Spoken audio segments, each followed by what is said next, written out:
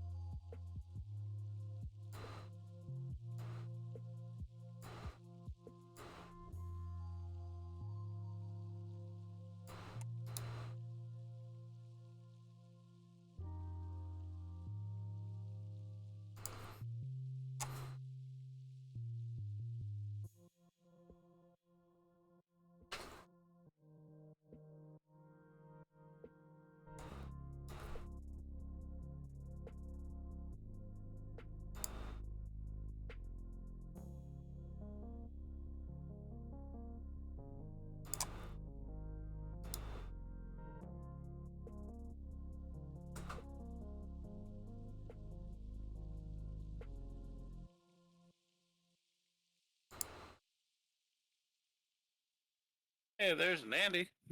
Yep. No. I was doing the pre-show shit. Yeah, I'm probably gonna just play without Chris because I can't get a hold of him all of a sudden. Can I just download this entire folder and just get rid of one? Alright. So how does that work if someone's not able to make it? Do they just kind of... Honestly, I'm probably just gonna make it. You know what? This might work. Nandy, as a GM and my co-GM, or GM, I mean, how would it feel since we already have the premise that the big bad is siphoning off the magic of the world? What if it caused like magic spikes where people just teleport randomly? So what you're saying is adopt some sort of, I don't know, wild magic sorcery? Yes. Well, it's an interesting idea. And it would fit, considering the ley lines are actually messed up, and it would actually make some form of sense within a story, without actually having to actually skip, while at the same time giving the players some sense of urgency. I think that might work for anyone who can't show up or From wanna a show story, up. from a storytelling perspective. Story perfected. Yeah. I think that might work. So we can still play without having everyone here. I swear, there are some days I even forget I'm a writer. I mean, it's a hobby, but at the same time, there are days I forget. That's why I asked. That's why I asked you. Like, does this fit? Because I think it fits, but I need to make sure it actually fits. Oh, speaking of record, what have you got up? Because, like I said, we already learned that the big bad is absorbing fucking the magic from the ley lines, thus chaotic magic ensues.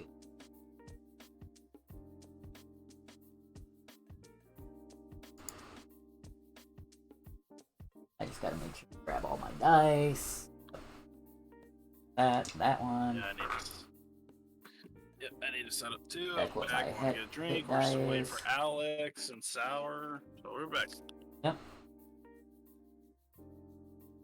Alright, now that I know that OBS is working, I'm not using Streamlabs, because apparently Streamlabs has been, like, ridiculously buggy lately. So I'm just using straight up OBS for the stream. Yeah, Streamlabs OBS. I don't know. I think I had way too much problems with it, and I just, fuck it. Yeah. Like, don't get me wrong, I love Streamlabs. Like, it's a cool concept and shit. But if I can do something without paying $200 a year for it... Yeah. Shit. And I've optimized... But sometimes I do video clips, but I... Yeah? Oh, go ahead. No, you go ahead. I'm one of those... I was gonna say, I don't stream, but if I do video clips, I just use Xbox Game Bar. I don't know if that works with streaming or not, though. It really depends. I have a like shite net connection anyway, but I still want to stream do shit on like the side because right now I am literally in between jobs and I can't do anything because my dad has my car. We can't do anything because the parts he's waiting on are somewhere on the ocean. Yeah. So the only jobs I can get is IV or somewhere at the mall.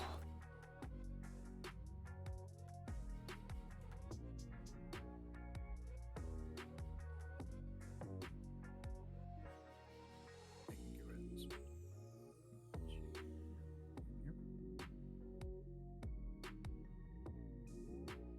Mike, I think I'm addicted to pop again. Oh no, what'd you do? So Thursday, I got Wendy's, and they have a coupon, get any size free soft drink. So of course I got a large Dr. Pepper. I was gonna say, don't they normally have this? I don't know if they normally have it, but I've been ordering on the app lately and just picking it up, and they have mobile order coupons that you can use. Mm-hmm. So I did that. Well, and then yesterday that rep guy got us those pops, and now today I've already drank fucking 2 Dr. Peppers. No, I'm horrible. I literally had to stop myself and just like grab literally anything else. Yeah. Luckily, there's a sweet tea there, and I'm like, okay, I can live with this. I mean, I have a water sitting here, but fucking Dr. Pepper is just so good. Kind of hard to top the DP. Yeah, just a little bit. I'm gonna wash this cup though. There we go. The layout and everything, I should be fine.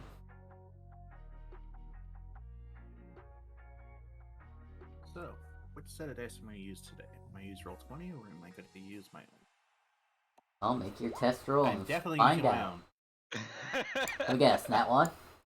No, 4. No, 4. It is my lucky number, but damn. Can I still use my other And then dice? I get an 18. Well, yeah, of course you can. God has already basically told you that you can roll the real dice now that you have them. Trusts us not to fudge rolls. I rarely ever fudge the rolls. I'm I gonna prefer order a these pair dice. of dice. These are my lucky dice. Honestly, the only Walmart has a set of generic ones that are in the card aisle now. I'm gonna get some from Amazon because it actually has some pretty dope looking sets that you can get. Yeah. I'm Andy, trying. Yes. I'm trying not to get the cyberpunk inspired ones. Who's Lovey? What? Holy shit, these ones are 64 bucks. Hollowed Precure. It's he's Mike's friend. He wanted to play. He wanted to play with us. The last time we were going to play, he was going to sit in and listen to us, but apparently Steve and him has actually worked out a character. Yep. Sweet. I'm a Gale. Don't touch my elf. Don't touch my cat. He's my cat. Okay. Well, Also, I really love animals and I go out of their way to save them. So if your cat's ever in danger, you can guarantee. that No, I'll my be there. job. Your Well, job, okay. I'm a cat. I'm a cat Batman, and she's referring to. Gotcha. He's a tabaxi. And my character is a yandere elf. I am a Goliath. Oh shit, he's tall! No shit. Yeah. He's Hulk! I mean, to be fair, if I was making Hulk in D&D, first race I'd pick is Goliath, just with like some sort of green tint or make Wait a minute. How intelligent is he? It depends. Okay, let's see. Character's name is Strong Killer. Like, I'm a co-DM, so I can actually see your character sheet. Strong. I have 10 intelligence. So 0. Level 11 Beast Barbarian. Yeah, he just got a straight 0 in intelligence. But he's somewhat smart. I'll give him that. He's got more hit points than Locke, Yeah, too. 14 wisdom, though. You do Well, yeah, realize but you my kinda needed persuasion that. is OP, right? You do realize my persuasion is OP, right? Yes, we're aware. Persuasion. Yeah, I'm gonna persuade him that you are my cat. Not taking the cat. Well, currently, Right, that character's in jail. Okay. I got the dog, remember? But then again, Mirage doesn't care. Exactly. Anyway, yeah, you said Nino was getting a hold of Alex, and I'm assuming you're attempting to get a hold of Chris? Yep, but that's not happening. So yeah, we can make that ley line idea where he just, like, teleports. Honestly, if I'm hoping it's just because the last time Alex didn't want to join was because of mental health problems, which I agree with. And if he doesn't want, Yeah, people need mental health days. I'm starting to think it's because Nina isn't playing, and if that's the case, then just tell me you don't want to play because she's not playing. Yeah, exactly. I don't like that. I mean, if you don't, mental health is one thing. I'm all for if you can't handle it, don't want to think today, no problem. I'm okay with that. Mm-hmm. But to just constantly say I don't want to play today, I don't want to play today, and use that as an excuse when the real reason is you just don't want to play because someone else isn't playing, that annoys the hell out of me. Understandable. Because I made this story and I pieced together as we go along for all of us. Everyone in the party, in the game, has some significant role to play. And when one person doesn't show, it kind of throws the whole thing out of balance for me. Yep. Nah, I'm sorry about last week, Steven, but I couldn't. It's okay. It's okay, Rose. I'm not pointing out at people when people don't show up. Things happen. I'm still apologizing, though. It's okay. Life happens. This is just a game. That's first and foremost. Hallowed. That's the biggest thing for me. This is just a game. Something we all play as friends. Right. Life happens. Shit happens. Things pop up randomly. Yep. And you gotta take care of it. Life first. I honestly didn't expect them to have a surprise party. Like, really, I didn't. That's all right. Family first as well. So if you ever I usually have this announcement on Thursdays when we're going to play on Saturday. I always try to have at least 2 days ahead so you guys can plan. And sometimes you do. Yeah, I can make it. Yeah, I can make it. Yeah, I can make it. And then all of a sudden, the day of, something just came up. I'm sorry. No problem. We'll reschedule. That's usually how I do it.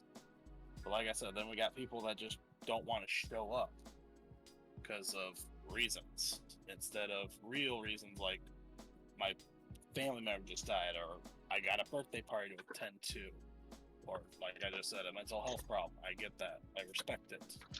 Take your time. If you don't want to play, just let me know. You're not going to hurt my feelings. Not really. That's why I did say last week, if I don't pitch up, play without me. Yes, and we didn't, because like I said, everyone has a part to play in this game. Yeah, and you were a major factor in that last boss fight, therefore we needed the episode. Yes. See, and that's kind of the crappy thing about D&D is, yeah, it kind of depends on everybody. Depends on everybody, it depends on if the work schedule pans out for everybody, all that shit. And unfortunately, Mike and I work second shifts, so... Yep. Yeah, and that's kind of why, and the biggest factor for me playing on Saturdays is you guys are off. Mike's off, and he has time to relax and not just get off work and just prepare for D&D. No, he has time to sleep. Sleep is very important, especially after yesterday. Yesterday was a fucking day. And I last couple believe weeks it. have been a fucking day. Are you also a scrub? Well, I technically went to school to be a scrub tech, but no, Mike and I are central service. Basically, Nice. processing. I respect people from the medical department because my mom was a nurse. Oh. Alex is here! Hi, Alex. Hey! Thank you for finally showing up and saying, hey, I'm going to play. He's muted himself, by the way. Probably still muted from last night.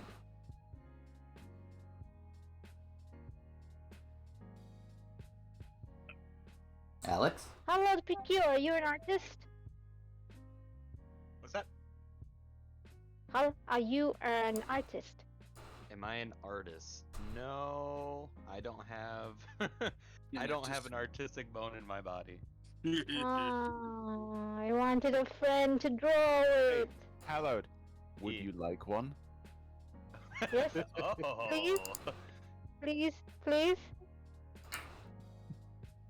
There's two different angles to that, and I'm not sure which one. I want to pat Rose on her head, tell her that she's a pure innocent muffin, and then send her out of the room. I think I personally believe it's a complete and utter bullshit face. I think she knows what she says, and she knows what we mean when we talk. I think it's all an act. I think that her level of obliviousness has transcended normality, and it's like one of those characters in the TV in anime where like everyone else is normal, and then the camera pans over to them, and they're just surrounded in sparkles and flowers for some reason. They're like the one non-emo person out of the whole group's like, you know, like fucking Fist of the North Star apocalyptic afterwards. You're like, yeah, everything is lovely. Smiles like, no, it's not. It's just sort of picking flowers or something. Oh god. I'm so confused. I don't know what Alex was insinuating. I thought he was gonna introduce me to somebody who can draw too. Andy. Yeah. Andy, are you there? I'm still here. As Rose's boyfriend, it falls to you to explain the nuances of my speech. Oh, you mean Schminsky? Okay. No, I'm talking about what I just said to Hallowed. Oh, fair enough. Speaking of, I need to put Schmitzky over here because I'm very confused. Somebody help me. I'll explain later. Hey, I'm not two. I said I'll explain later. I'm not saying that I'm going to explain it when you're older. You're older than me by a year. Of course. Actually, month. Andy, if you don't explain it now, I'll explain it, and I won't use happy language. What's happy language? You sweet choice, summer Andy. child. What is happy language? What excited tones? Speak English, people, please. Basically, he's not going to pussyfoot around the bush like I will to actually semi-preserve your innocence. What's that mean? Nandy, speak English, not Hey, whatever Rose, language. Do you know what the word vulgar means? oh god, you are all playing. Do you know what the word vulgar means? Not really. Okay. Imagine you're reading one of your favorite male-focused comics, right? And suddenly, Japan removes all censoring laws, and you get a face full of wing wang for 4 pages. Is that a DBZ? Okay. Not DBZ, Dragon Ball.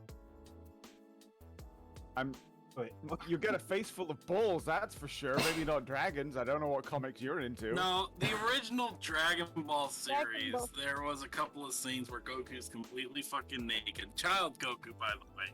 And you see a little tiny, like, dick. Little tiny Yeah, Pikachu. For some reason, it seems, I think Japan considers it okay to show nudity as long as it's not sexual. Of course, that's why I know. When I used to read the Dragon Ball comics, I used to be like, okay, just make sure nobody's looking over my shoulders and wonder what the hell I'm reading. Anyway, it's about to be continue. It's about to be 2 p.m., guys. Let's try and get this game going. Danny, is the stream up? Yeah, the stream's up. Okay. Danny, Yes. Control Mirage for now until I get PC-chan working. Alright. That'll Let me get direct me to where he is. Or, you know what I mean.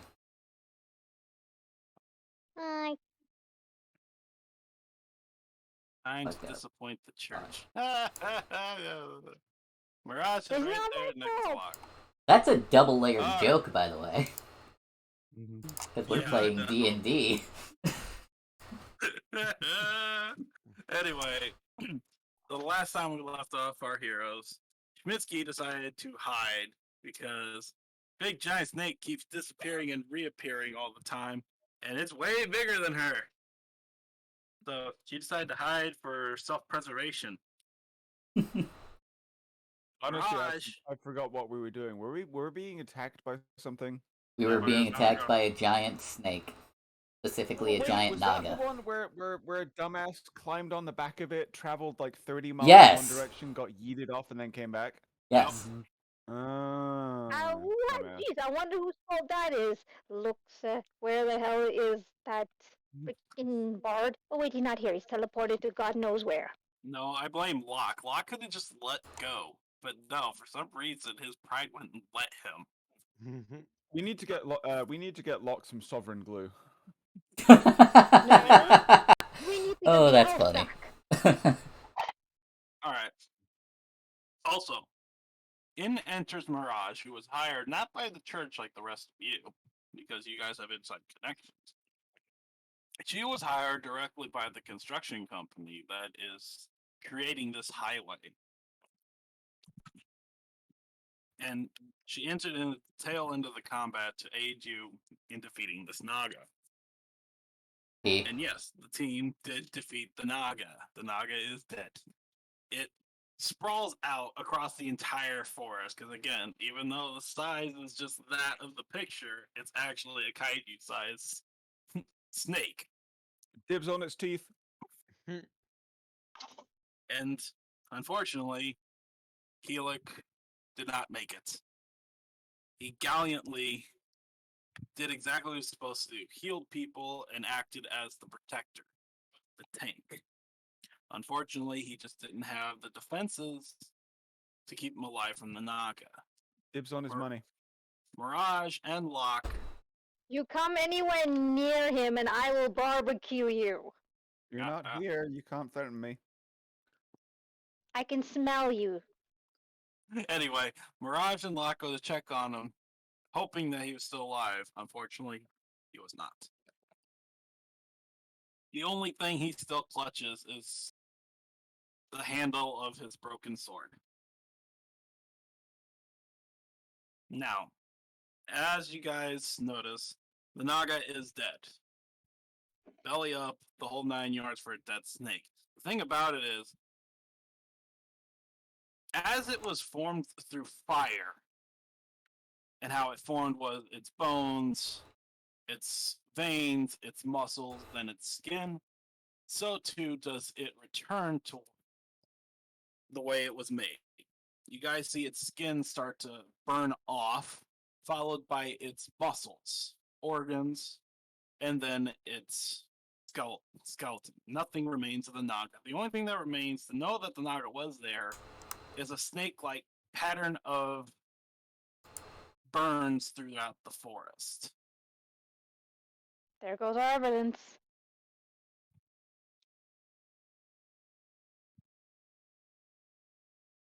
Alright, so Naga gone.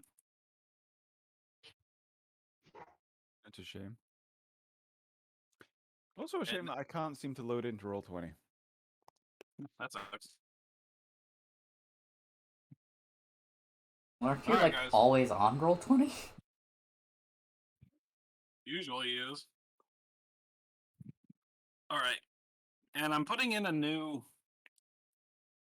rule. I already talked to everyone else about it, Alex. That's why I'm re-saying it.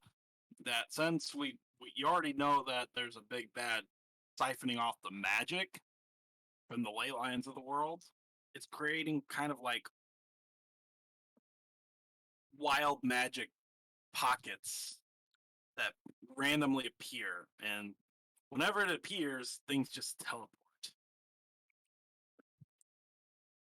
So that's how I'm gonna keep the game rolling when people can't show up or don't want to show up, or I can't get a hold of them.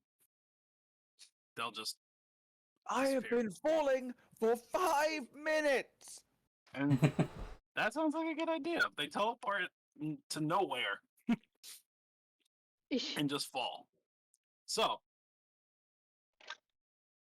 you guys hear George say, "Wow, that was insane," and then just all of a sudden, kind of like how Thanos appears. That's what happened. You know that little portal he makes. What you should do, Stephen, is you should create a whole bunch of random things for people to experience. Like some people fall for 5 minutes, some people are on a roller coaster, some people are in like modern Japan for some reason, have no idea what's going on.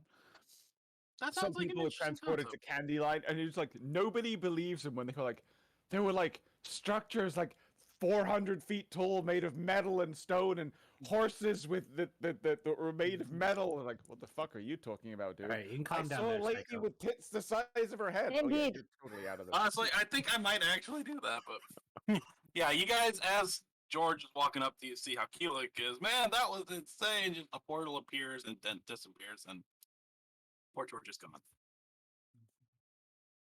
Praying, don't care.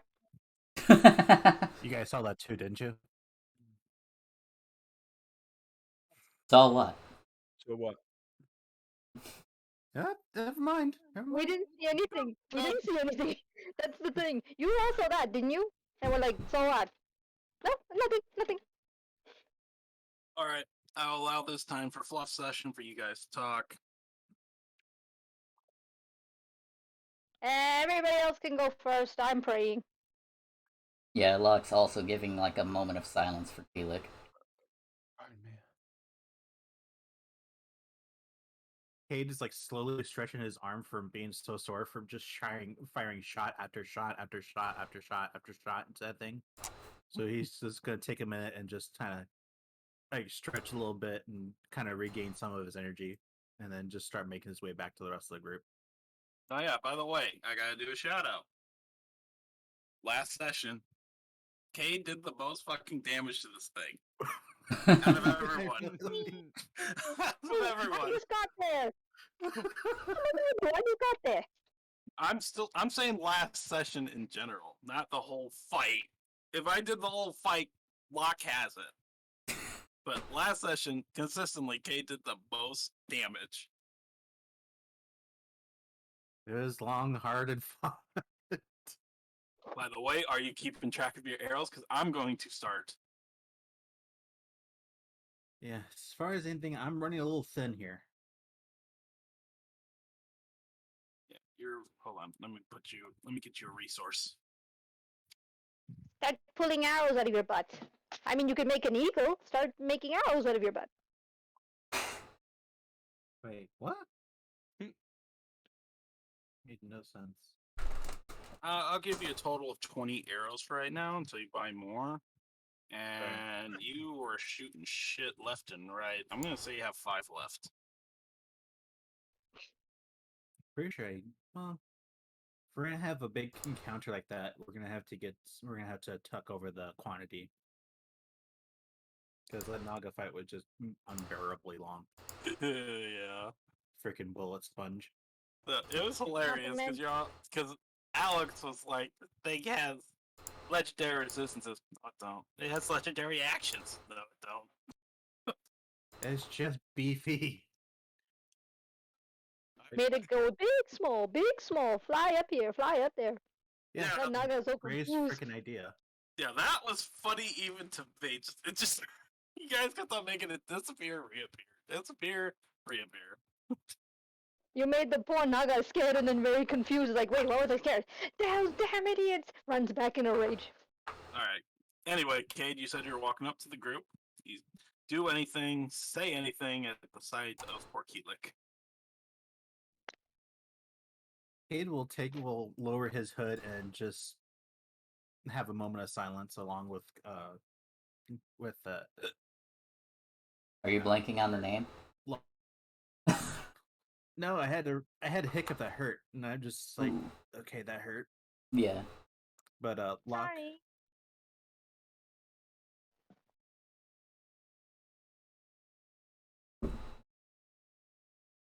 Okay, what's Minsky doing? Yeah, Schmitsky. What does Schmitsky do? Does Schmitsky try and rush to the body of the Naga before it disappears and disintegrates in fire? Hoping to get something out of it?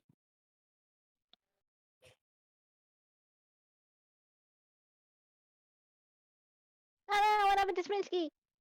Alex. Alex. Is it next up? It possibly might be. After the little moment of silence, Kate's gonna go and see if there's anything that isn't smoldering or anything that he can scavenge back some of the arrows that he lost. Hmm. Yeah, his internet probably Internet. went. Yeah, his internet probably went down. He'll be back. Aw, can we wait for him?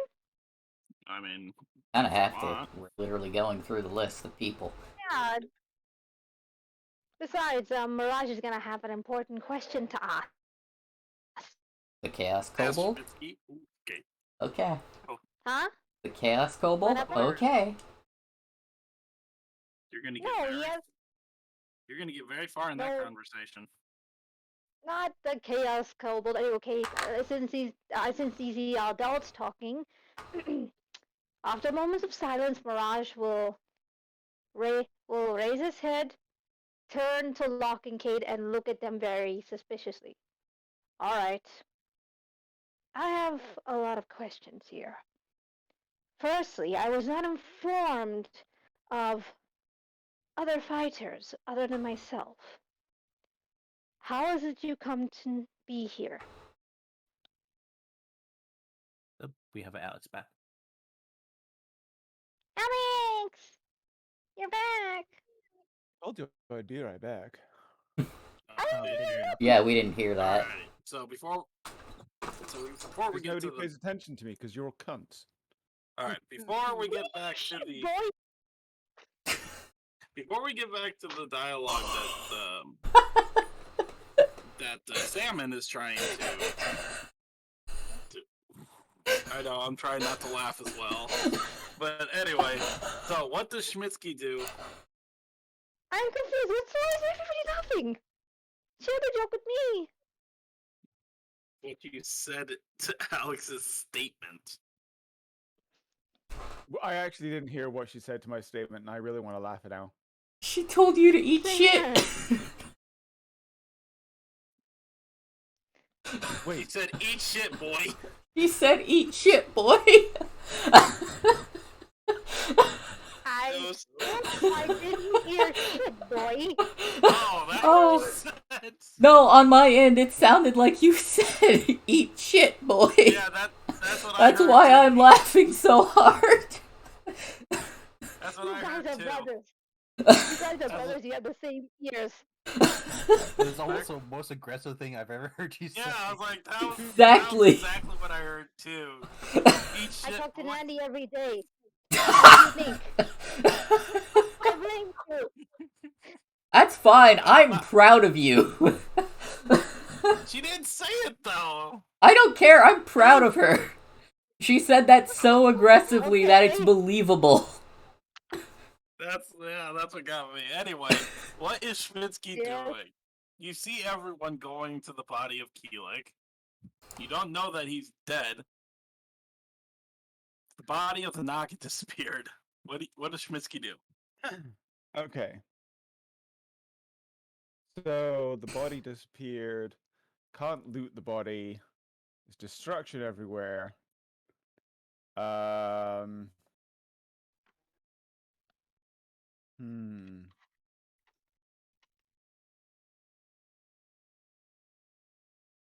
Schmitsky's kind of at a loss. There's nothing to loot. There's no more enemies.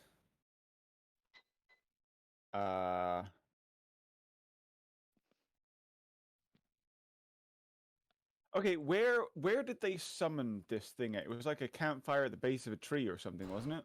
Yeah, it was a bonfire right here, right over again, it was.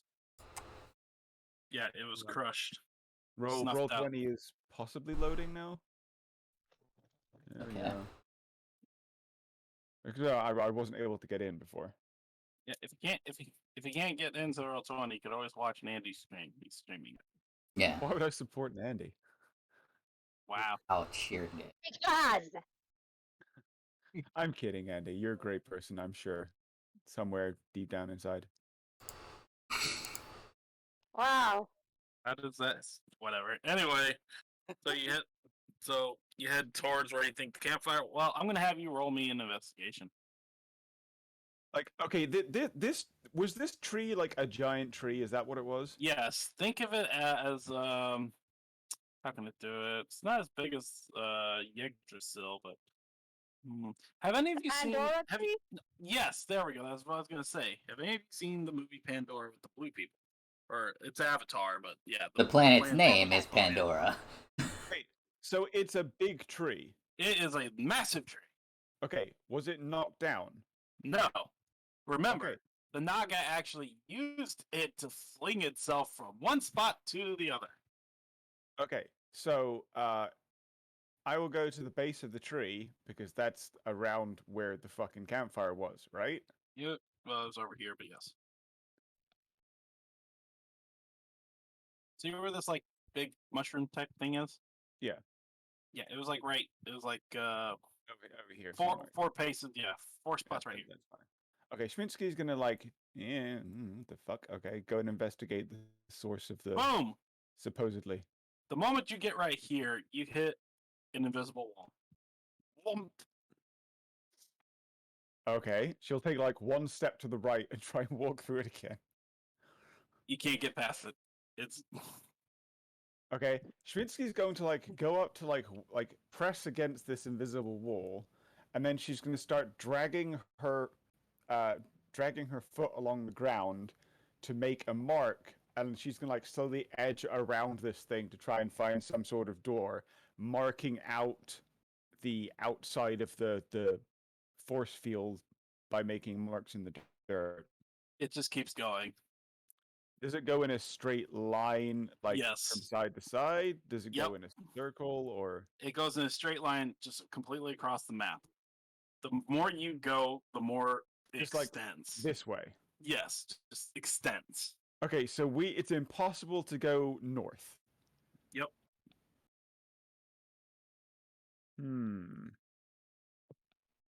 Like everything looks fine. You still see the forest. You still see the tree. It's just an invisible wall blocking you.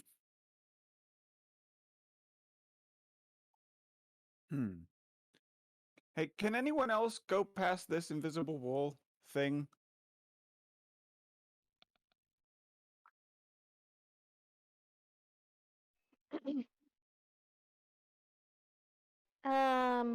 Nandy? Does Mirage have detect magic? Sorry, the reason I'm asking is because I'm trying to get my PC up and stuff. Does Give me a Mirage minute. have detect magic? I think he does. If it's a force field, it's a source of magic. It should have a weak point. He does not. Nah.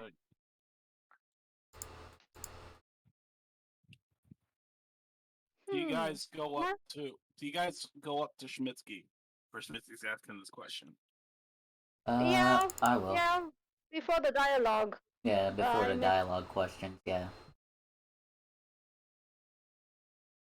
Okay. Well, actually, hold on. That is a good statement. Yeah. So as Schmitzky is investigating this by marking lines in the dirt with her foot, trying to find an opening for this, you guys can have your dialogue because they were going to do something interesting. I apologize, Alex, but no, it's cool. That timing is fine. So yeah, basically they're having this dialogue as you're trying to find an opening. Yeah, that's fine. Yeah. All right. Well, we were doing something for the church.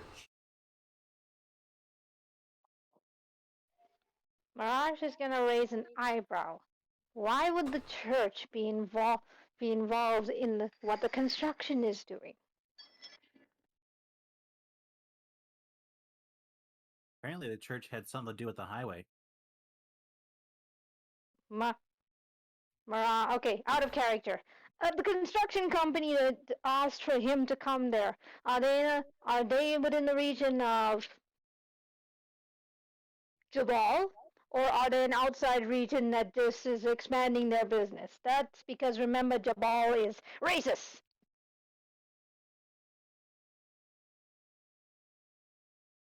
Aren't we in Ethos? No. I'm sorry. I'm sorry. I forgot. No. What? Ethos was the one that he said a city's name wrong so many times that, as the resident history nerd of the group, it irked me.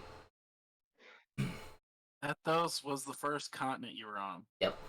Ethos had the city of Versailles, but he pronounced it Versilis because he knows that irritates me. I know that spelling, damn it!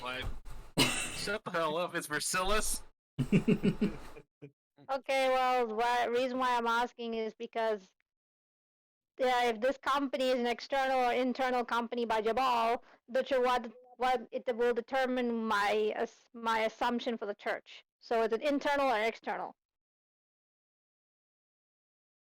Well, as far as Kate can adequately explain, is that the church hired the construction company to help with this highway, if I remember correctly. No, you know. Okay, nope. Do any of you remember the real reason why you were hired? Yeah, it has been. So I'm gonna have you all roll me history. I got me too. Yeah. No, not Mirage. Everyone else, not even Schmitsky, because Schmitsky's already doing something. So it's between Cade and Locke. Roll me history. Yep. Why do you punish me? Because reasons, because you can't remember by yourself, Mister. I have a notebook and write shit down. Oh, the notebook isn't actually for this campaign. Oh, okay. Oh God.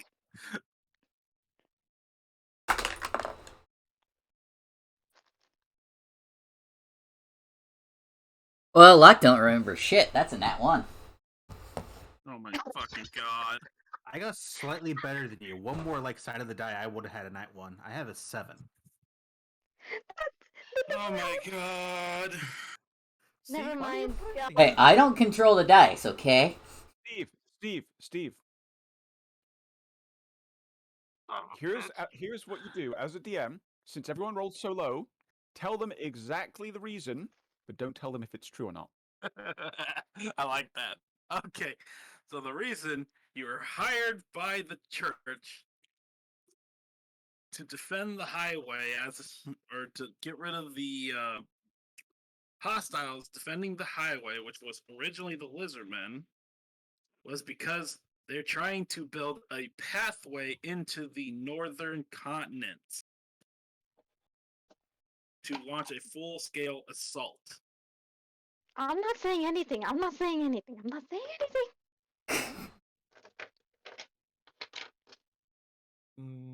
Yeah, I know why, but the character no longer knows why. He's I'll blame. Okay, can I? Basically, okay. So Kate is a lot smarter than real life me. Let's just put it that way. But okay, hold on. I think I can fix this. Give me a second. Let me look at someone real quick.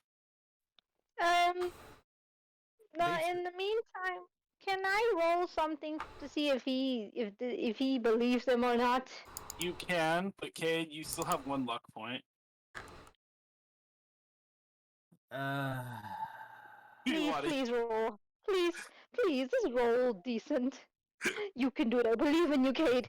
You did a very good job in the battle. You can do it. Yeah, screw it. I'll use my last luck point. I'm supposed to get another. I was supposed to refill when we get a long rest anyway. Go, Cade. I'll even be nice. All you gotta do is get a 10.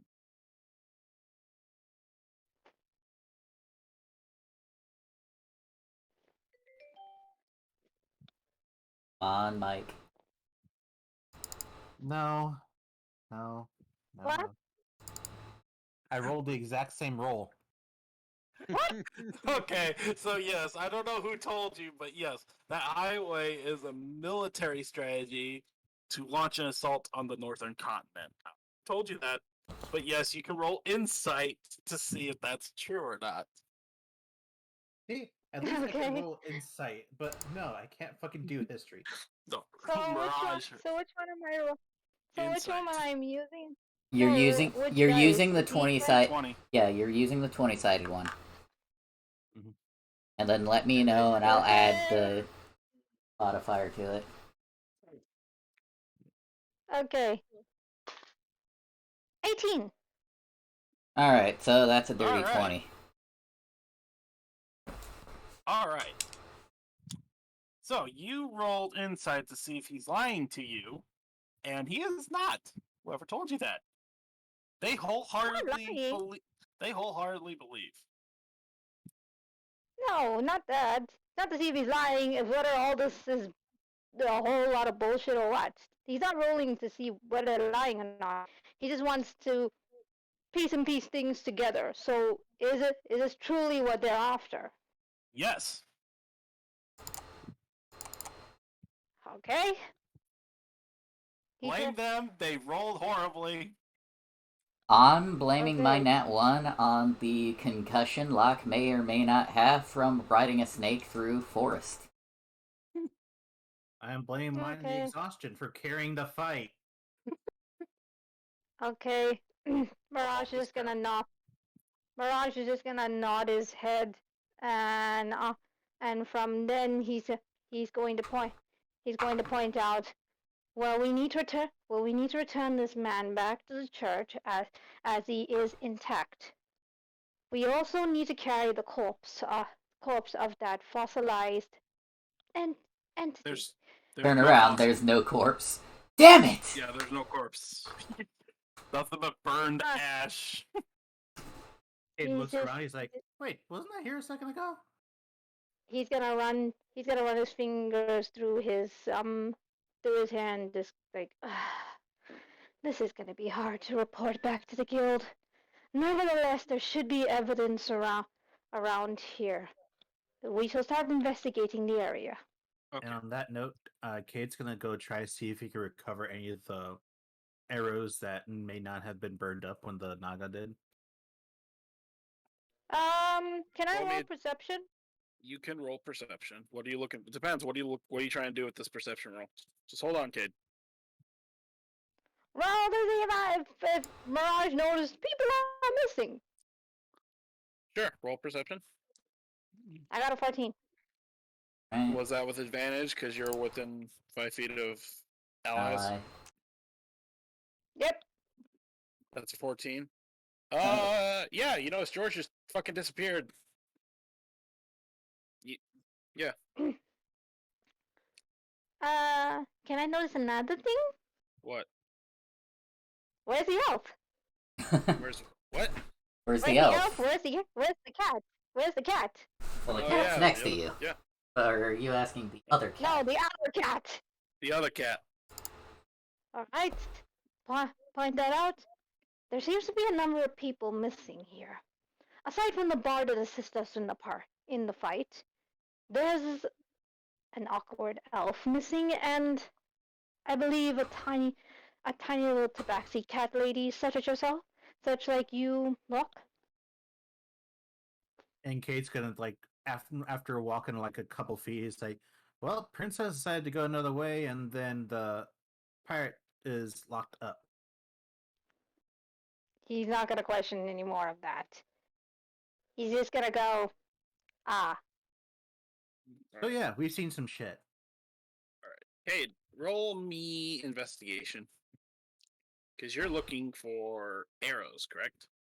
Yes.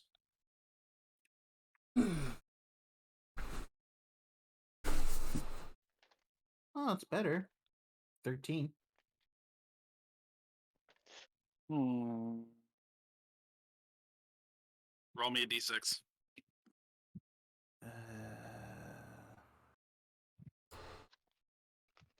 Ooh, I got a 5. You found 5 arrows.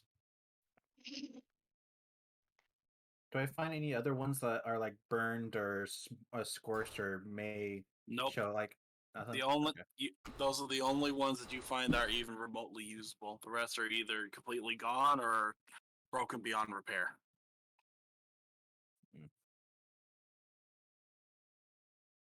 All right. Cade found his arrows. Answers. Now that's when you all hear Schmitsky say, "Hey, can any of you get through this?"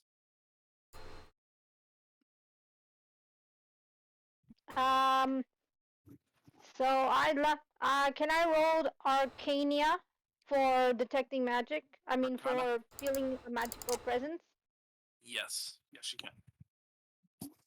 can. D20. Yeah, it's still a D20 roll. D20. Alright. Come on, show me the mamas. Yeah. 16. 16. And what's my modifier? 0. That should be intelligence. So 0. So 16. So, yeah, it's just straight 16. Okay. Well, that's actually decent. So, yes, Mirage, you do notice something weird about the magic in the area. It's like it's disappearing. And that's all you get with that roll. Disappear? Yep. Just disappearing. If it's disappearing, is it all around disappearing? Like it's in the air? It's just like evaporating up into the air? Nope. It's just disappearing. It's not like it's siphoning into the atmosphere. It's just like disappearing, like it's just going missing. It's not going in any one direction. Okay, if Sminsky felt the ground, did she not try to climb up to the tree? Can we try explore? So he's gonna try to attempt to climb the tree. He can't get Trubisky, she cannot get to the tree. Can you try? It's between us and the tree. The barrier, if you look at the map, is like this. We can't actually get to the tree. It's blocking us from the tree. Can I roll a survival check to see if there's any like paths or anything that might have been worn in, like saying that this magical barrier has been here a while? Yeah, go ahead. Yeah. Shrinsky's going to turn to and who's the beefiest person here? I got a dirty 20. All right, hold on 1 second, Alex. Kate, yes, you rolled your survival or history, whatever you said you're gonna do. Yeah, survival. Survival, and no, this was just placed here. Like, it has not been here very long. So I'll relay that to the group. Well, this barrier is new. The rest of the wildlife isn't grown around it or anything. Was this during the fight or? Kate kind of ponders to himself for a second. I mean, we were busy fighting that giant fucking. All right. I'd like to ask, before I came here, what exactly happened? Well, tell her, should I? Well, we followed the remaining lizard folk that had attacked us when we got onto the highway. To at least try to neutralize the threat, and then everything escalated to 11 real fast. Yeah. Basically, we couldn't stop them from committing seppuku, and basically they used their last dying breath to make that gigantic ass freaking snake. Out of character, Steven! Yes. Okay. What do I roll to see? I mean, the Mirage has been in a magical school. I'm sure they would have learned something about sacrificial summoning of a deity. I want to use my history, I presume, to see the whole process of it. Like if when you summon a deity, what is the whole process? Yeah. All right, so you want to roll history, see if you remember a certain spell. Or ritual. The process, what does it do? What does it take? Okay, yeah, so, yeah, that's a history roll. I should roll my history. I want to roll my history. I want to roll my history. Give me a good mark. And dang, I love these dice so much. 18. What? 18. What's my modifier? No Your modifier is still 0. You actually have nothing in intelligence. You had nothing in intelligence.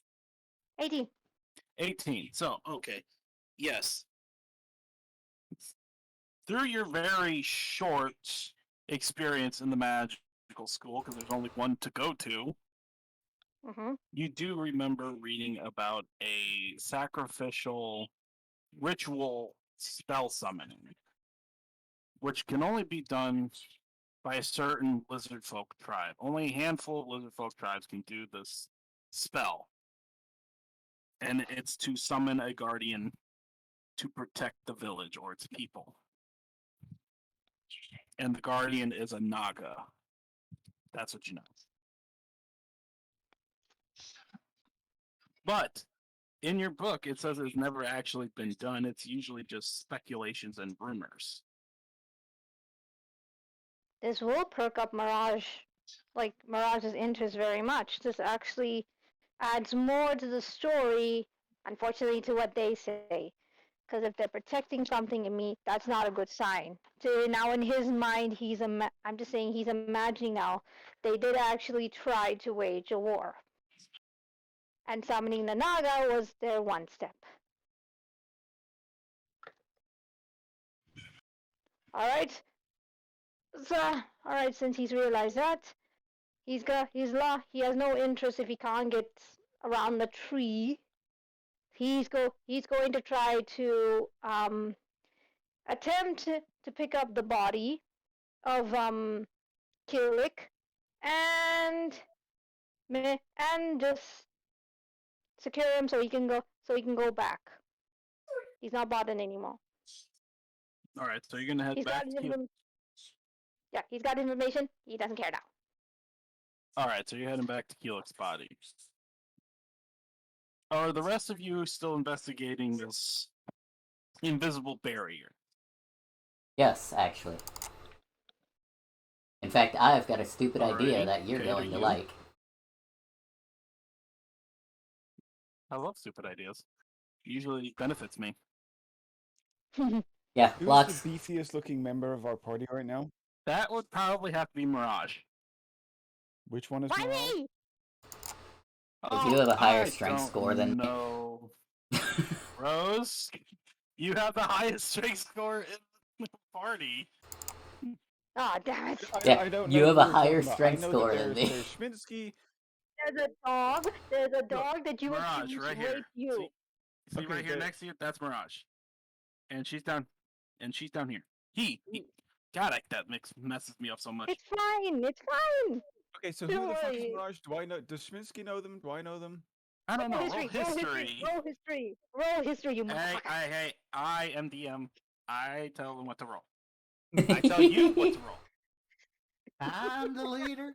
I say when it's time to charge. Here we go. Love that. I need that as a meme. Someone needs to find that in a meme for me. Wait, what? Mike, find that in a meme. You're the meme. You're the meme lord here.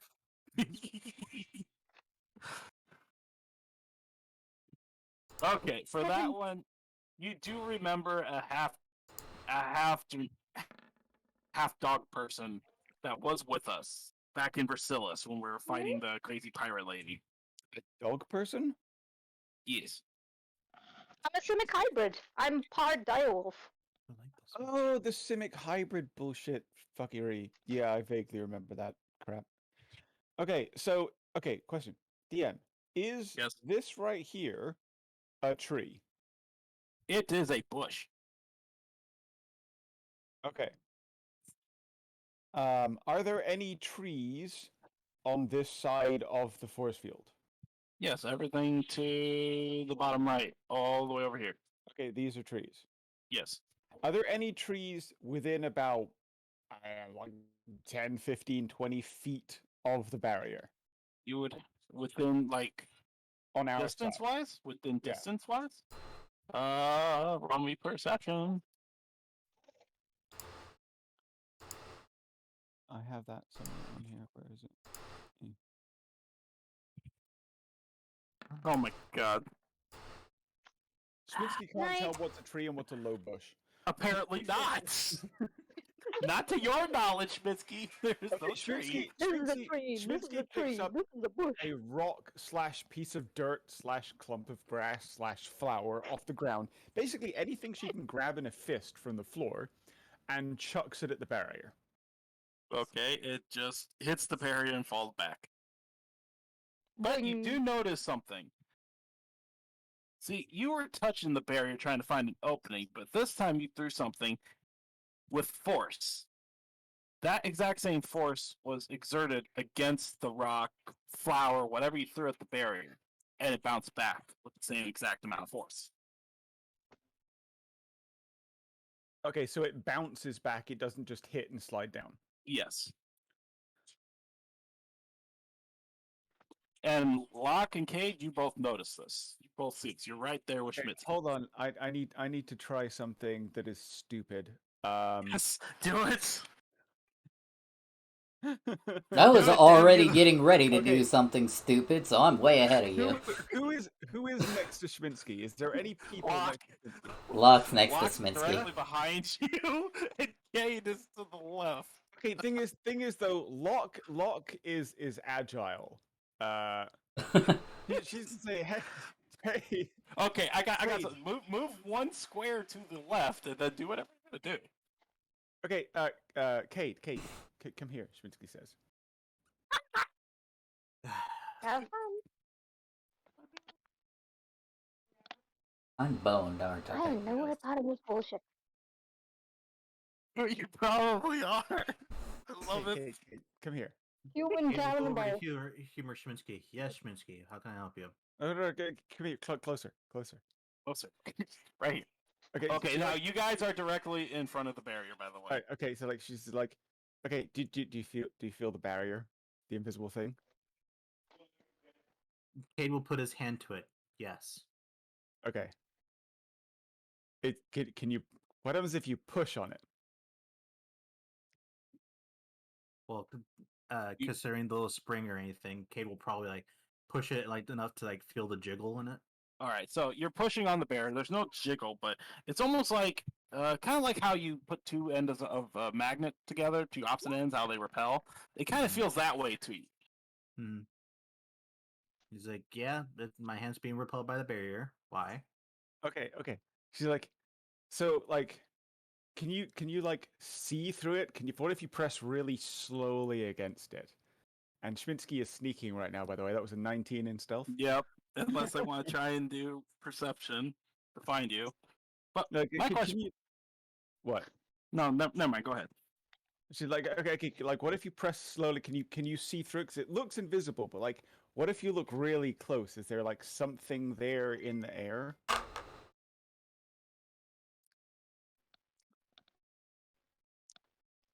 So you want him to put his face up to the barrier? Yes. That's what she's asking him. It's up to Cade. Yeah, Cade, do you do it? Can I roll an insight to see if I'm gonna get duped? Yeah. Alex, I know you're doing something. Schmitzky, roll deception against it. This is gonna be good. Ooh. You really want to try? 26. Oh shit! You can always get lucky and get a nat 20. So Didn't you close. usually- 19 plus 3. No goes. You don't suspect the thing. And Cade will probably just like, "Oh, it's so stupid," and just like look at like, yes, I see through this barrier. What's like what? even really up close? I'd hurry up. She's waiting until he's like really pressing against it. Yeah, are you pressing your face against the barrier? Well, he'll make that little cup like with his hands trying to see through it and like. Oh, kicks him in the back. Can I? Roll strength. Roll strength. Roll strength. Can I roll acrobatics Actually, instead to roll out of the way? Yeah, roll athletics. You've got your face pressed up against this, focused entirely on Okay, this barrier, hold on. and I'm Hold directly on. behind you. Yeah. You hold on. Yes. See, Kate, I'm gonna say no because you don't notice a damn thing. With that stealth and how close you are to the barrier, you don't notice. Schmitzky, you still have to roll athletics to kick Cade. Come on, give me something half decent. I don't care if it's bad. That's okay. That's fine. She's tiny. So yeah, Kate, you get kicked in the ass, and it shoves your head, not hard, almost like someone accidentally bumped into you. Not very hard. But the force in which you pressed against this barrier kind of makes you stumble back.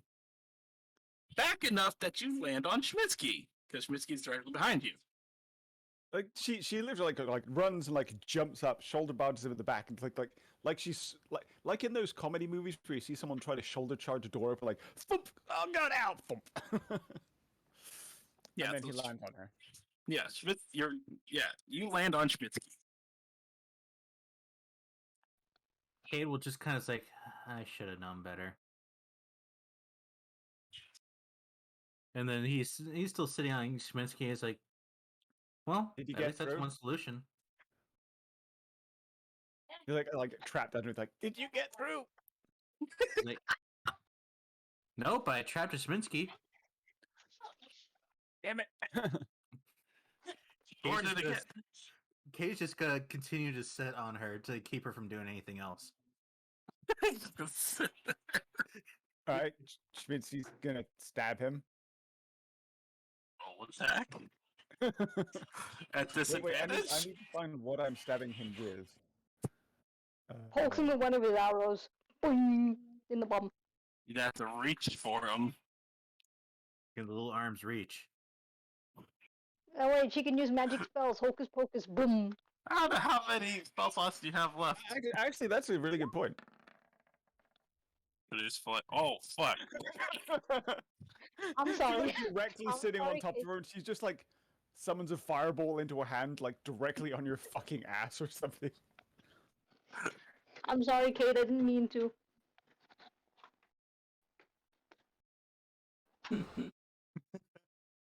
Damn it. Alright, Kate, your ass is on fire right now. God damn. He's gonna get upset. Oh, yes. He's like, you dare. Okay, so you take 16 points of fire damage. So this is how I'm imagining it. So Kate is sitting on Sminsky. Sminsky just literally just lights his flame on fire. Not only Kate is like, Jesus Christ, and ass on fire, but now he literally grabs the flame right back, and he's like, "You come here." I'm under you, you stupid. He got up. He got up. Oh, he did. Oh, He lit his ass on fire. He's jumping up and absorbing half of that fire. Schminsky like gets up, like dusts herself off, like makes a big show of like cleaning all the dirt off her clothes. Looks at him and goes, "No," and then runs off. No. Kate will chase after her like a cartoon. Oh, get the hell! Schminsky flies up a tree. Wait, you can't fly to the tree. That's a bush. Yeah, same difference. To you, right? Oh, yeah. All right, Locke. What do you do in front of this barrier? Well, I was actually going to expend a couple of key points to see if I could actually break through the barrier. If that is something that you would allow as an attempt. I would allow it. Go ahead. Alright, I'm gonna expend 4 key points, putting me at 5. And I'm going to punch the barrier. Okay. Roll the attack. You weren't expecting me to do something like this, were you? I was expecting one of you to do something like this. You just wasn't expecting it from the detective. Yes, actually. One of you to do this. Let me pull up my calculator real quick. There you are. That's 26. Okay, roll damage. Okay. I really gotta fit fucking... Yes, you do. Okay. pull up a...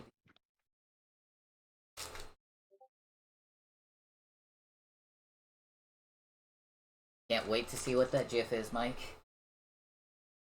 Oh, yes. Especially since that sounds like that was in response to mine.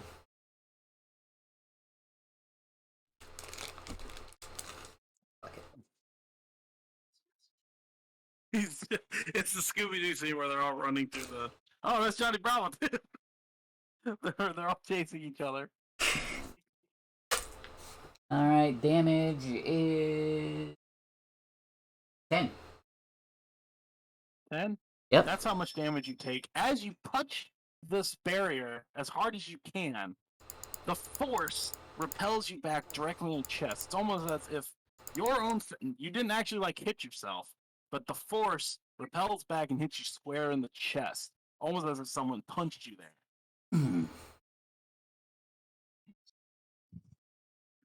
Ow. And with that, since you did so well, you guys actually see a shimmer go from where you impacted it across the entire barrier. Can I roll perception? No, instead I want you to roll Arcana. In fact, I want all of you to roll Arcana. Okay.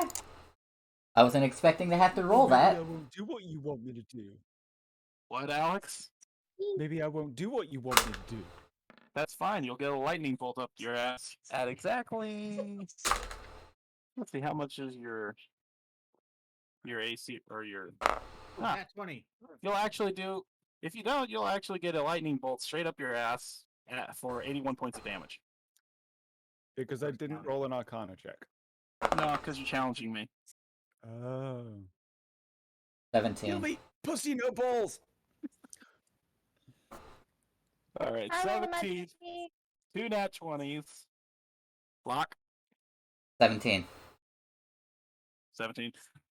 You guys all know this is a barrier. Like, yeah, it's a barrier, but it's a spell. That's obvious. Yes. So, here's the thing. It's not your normal, like, wall of force or wall of fire. It's a homemade spell. But, with all of your combined arcanas, you guys realize that, yes, this area is losing its magic. Throughout the entirety of the fight, it sustained its same level of intense, pure magic, kind of like at the Xenomorph Cave. But since the barrier has been up, and since this fight has been over with the Naga, all magic has started to seep away, including the barrier's magic. However, again, this barrier magic is homemade. Someone made this spell, and the fact that you guys can now know that it is a spell produced by someone, it starts to disappear. Wait a second. The first thing you guys see is a stone just sitting right here. That's the first thing that starts to appear. Dibs! Grab it before Sminsky does. And next thing you guys see, as the barrier starts to completely disappear, is him. Ah, this asshole again. Yes, I'm saying that out loud. Okay. First thing Schminsky does when the stone starts to appear is try and start moving toward it. When this guy appears, very first thing she does... Wait, shit.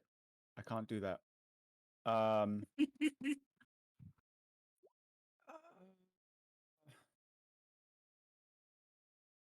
Steve. Yes, what?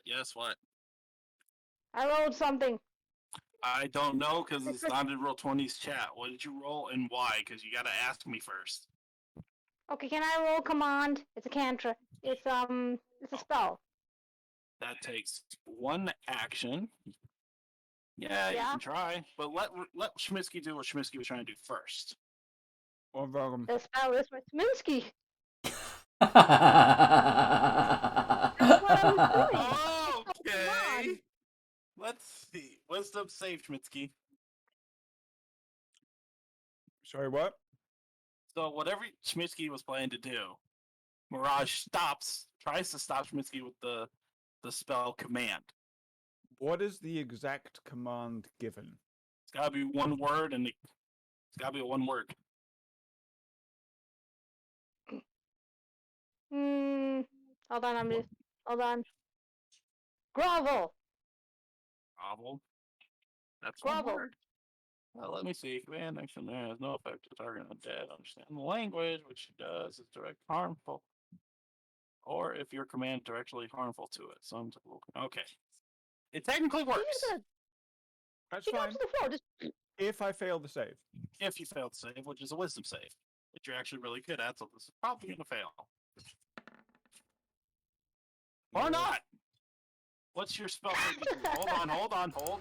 Hold your phones. It's higher than 11. I don't know that. Yeah, it is. You're right.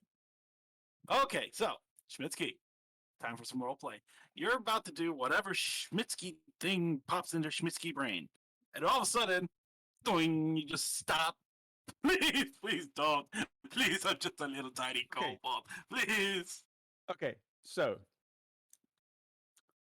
Schminsky sees the crystal start to appear, starts to move towards it immediately, sees the guy, changes her plan entirely, and during that pause of, wait, no, I have a better idea, she feels this intense compulsion to drop to her knees on the floor and bury her face in the ground and start groveling.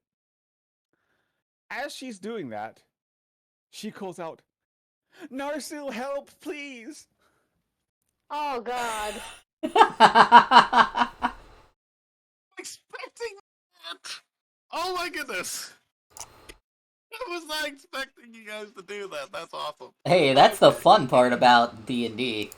Is it's a full-on game of improv. Let me find our. And Brandon, this is kind of our simplistic as far as our D&D. That's why the full title of the stream right now is Dungeons and Dumbasses.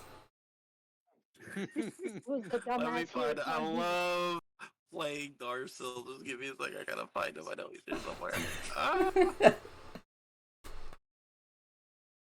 This is something none of us were expecting. I wasn't even expecting it. I didn't think that Spinsky was gonna say anything while I was activating a spell. Alrighty. I said it after you activated the spell. Alright, so... See, here's the question, Steve, is what side of the barrier does he appear on? The barrier's gone. Once you guys realize that it was someone's spell, it kind of just loses its structural integrity. So actually, before all that happens, he says, the big bad says, that spell must still need some tweaking. Congratulations on figuring it out. And then all of a sudden, Schmitsky starts to fly towards the crystal, stops, looks at the guy, and then starts to gravel, then says, Narsil, help! And in a big flash of lightning, that smacks right here in between Schmitsky and this guy, which scorches the earth. I'm making sure to make sure you guys know that it does that. It is Narsil. And Narsil's like, oh. What smells like snake? That would be the bird snake. Oh, where's the snake? He's looking around. Right behind you. He turns around, looks at the guy with the staff. That's not a snake. That's a person, you little gecko. That's a metaphor.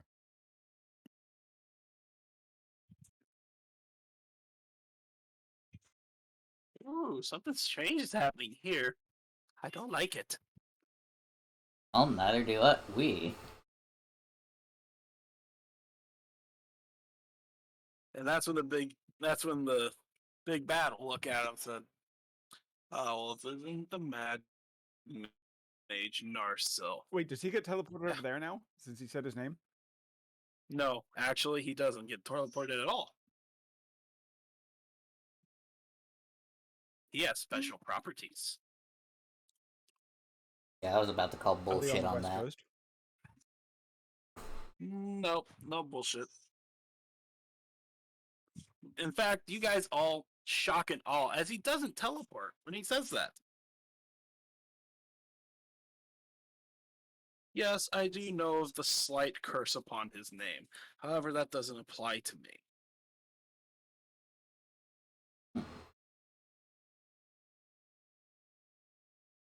He's like rubbing his two brain cells together. It's like, wait, does that mean that he's like Narsil? Oh god, did you just say his name? That's a good question. Did you, Kate? Did you say it out loud or in your head? In my head. Okay, no, then no. He gets summoned inside your brain. Oh, that'd be fucked up. But anyway, he's going to continue and said, how does it feel serving deities that can't seem to agree on anything or get anything done? All of a sudden, you hear like multiple voices, like "How dare you, you impudent brat!" And then Narsil holds his forehead, like, "Oh, please don't talk about them."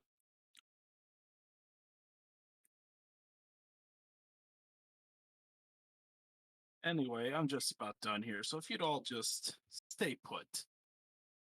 As he holds out his hand towards the crystal again.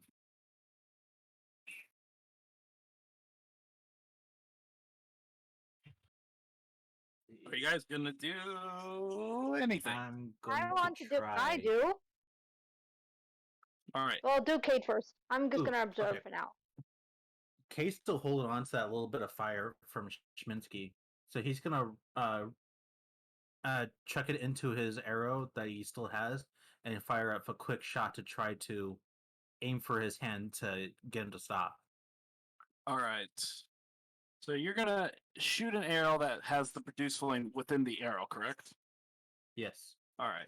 As you shoot the arrow, he moves his staff in the direction of the arrow. The arrow kind of like falls apart, but the flame rushes past his staff and hits him square in the head.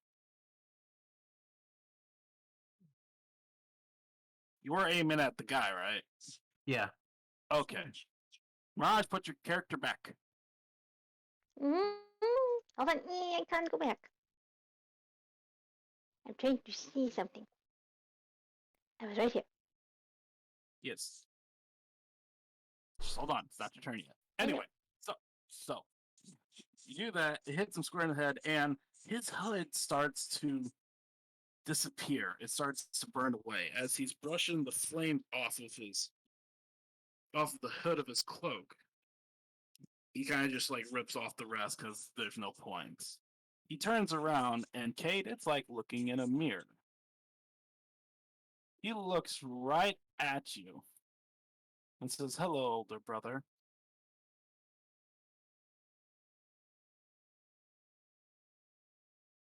Kate's kind of dumbfounded. By the way, how do you pronounce your brother's name? Is it Mike or Meek? Because M-I-C-K. I'm thinking Meek. I'm thinking Mick. Mick? Yeah. I will attempt to remember that. Ah, so your name is Mr. Mouse. Yeah, Mick, like Mickey Mouse.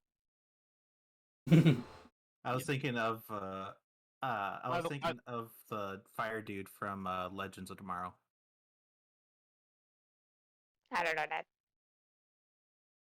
All right, what were you saying, Kate, about you're dumbfounded? Kate just kind of lowers his guard a little bit and kind of notices and tries to look at the resemblance. And he's just dumbfounded. He's like, he's basically you with he's basically you with short hair and really how can I put it? Short hair that's neatly cut. Like properly groomed up, you mean? Yes. And Cade, let's see. Cade has to like think back for a second, like, Mick? Been a long time. Don't even remember the last time I saw you. Since I guess it's socially acceptable, I guess we should chat a bit.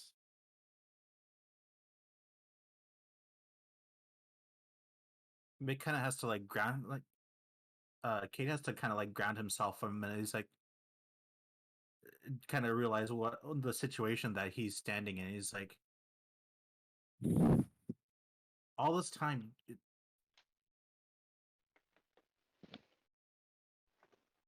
he's like starting to pace back and forth. He's like slowly starting to come to reality. He's just like, Cade looks at Cade points to the crystal, and because the rest of this, why, and he's like trying to get like sentences out. He has so many questions, and he just points to the crystal and he goes, "Why?" Why is a simple reason. Do you even remember how we became separated?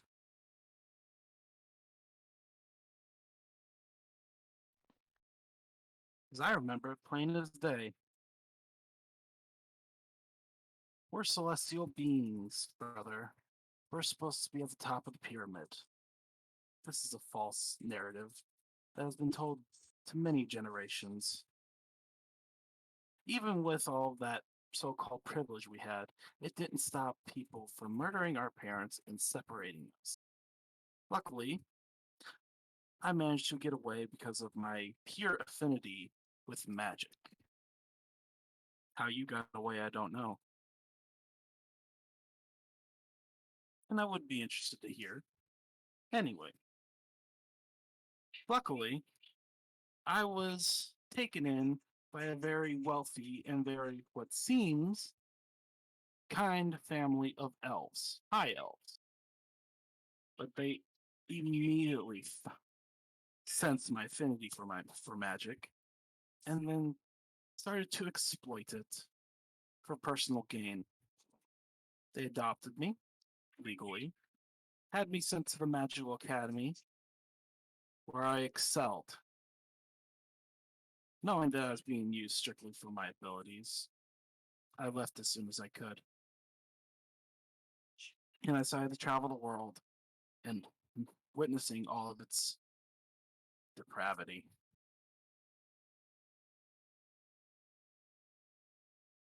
Beside myself of seeing such horrors and desolation, I took it upon myself to try and change it, but I alone can't change it. So I found someone who could give me the power to do so. Rita Repulsa. Don't know the reference. I do. That's back. nice. I understood that joke.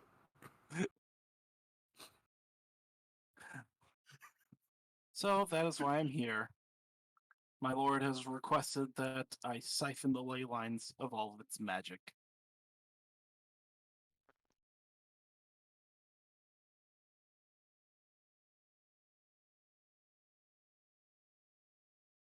And that's all he's going to say. Do you have any questions you want to ask? Anything you want to say? Anyone else going to do anything? Can Shrinsky get up yet? No, not yet. Yeah, it hasn't been 6 seconds. Nope. Wow, talking really is a free action. Yes, it is.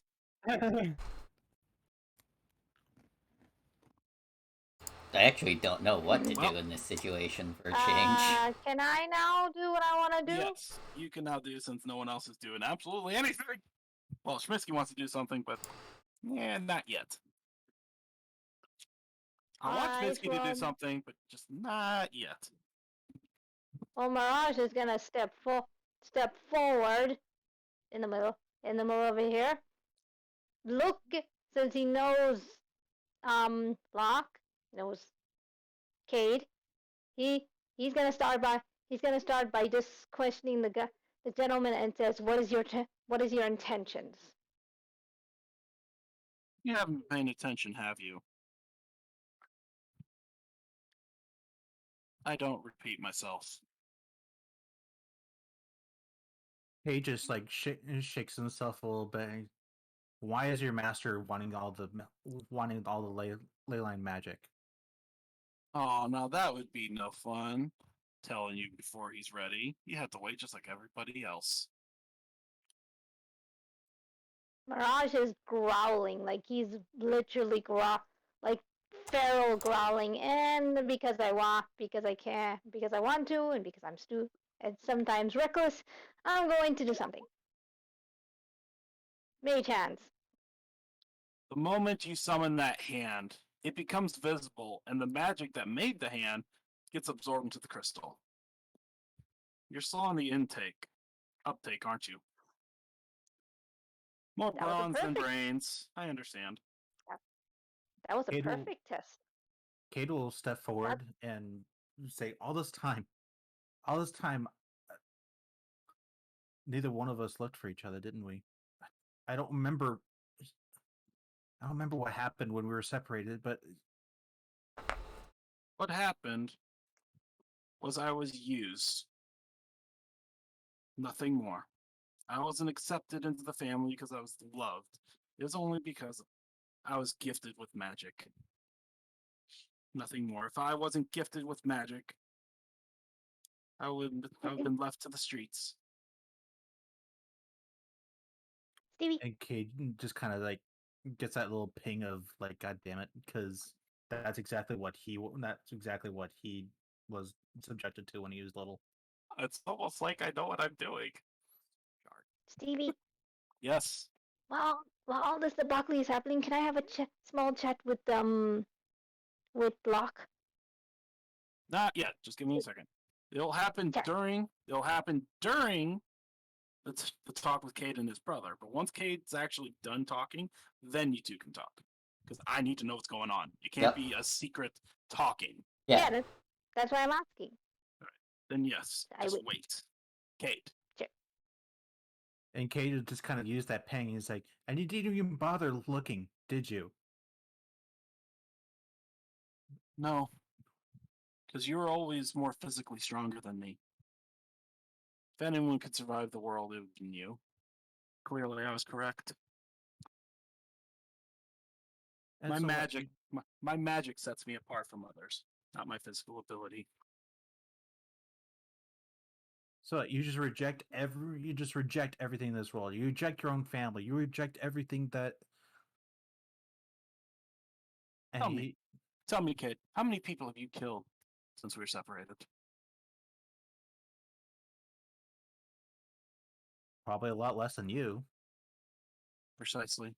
We've all killed things. We all deserve to die. No one deserves to die, truly. But those who kill deserve it the most. Even me. I've resigned my fate. And when my lord is able to rewrite this world, I will not be a part of it. But he will make an Eden. Perfect and pure. No one's going hungry. No one's killed needlessly. Pure bliss. Cade just kind of like snaps out of his like family turmoil. It's like, that's absolutely insane. Yes, I would love to see that happen, but there is no such thing as that kind of perfection. There is no way that that's going to come without a major cost. Whatever the cost is, it's worth it. And I will do my part. Even if more innocents are going to take it? Again, my lord, will be able to rewrite this world. So yes, some innocents may die, but once the world is rewritten, they won't ever know what happened. You're mad. Is that the end of your dialogue? Yeah, that'll probably be like the end of it. All right. Locke, Mirage, what is your discussion? Mirage. Sorry. Lost my train of Locke. Yes. We need to get near that. We need to... Lovely. We need to get near that crystal. It's drawing out magic. There's something I need to examine. Could you do something? I assume you have an idea. He's pointing at He's not saying. He's pointing at Narsil. He's pointing at the cobalt, and then points at the crystal.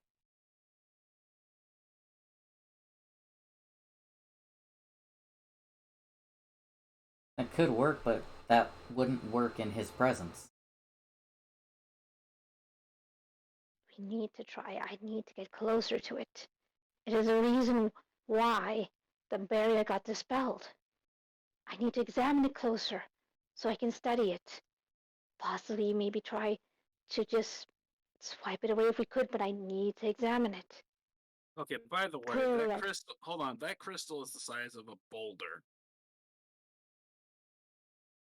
Okay, so for now, to even try to wait. If it's a crystal, I got weapons. I want to scribe. I want to stab some samples.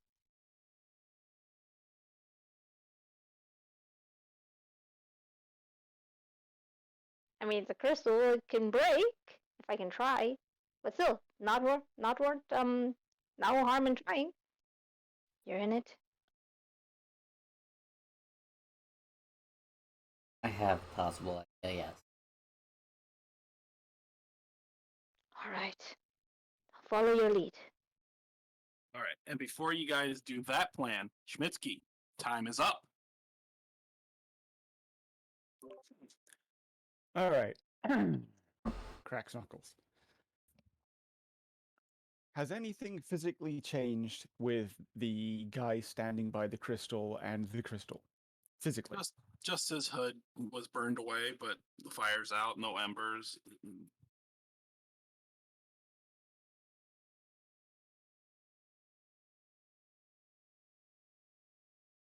That's actually a very interesting point.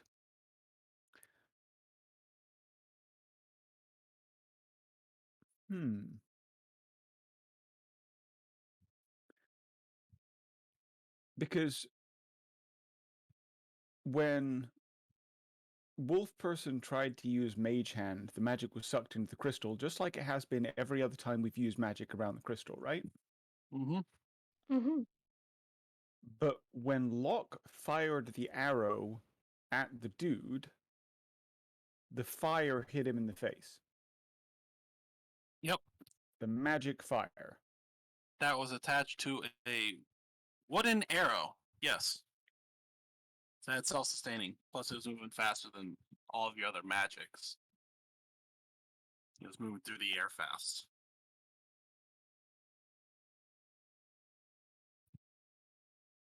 Hmm.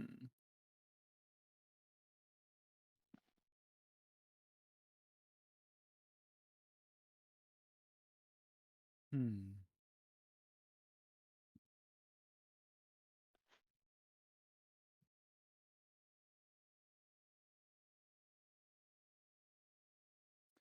Does the guy have any metal on him? No, not particularly. It's just the best picture I could find for who I wanted. I mean, the picture, he has like a metal gauntlet, but he doesn't have any metal on him. None that you can see anyway.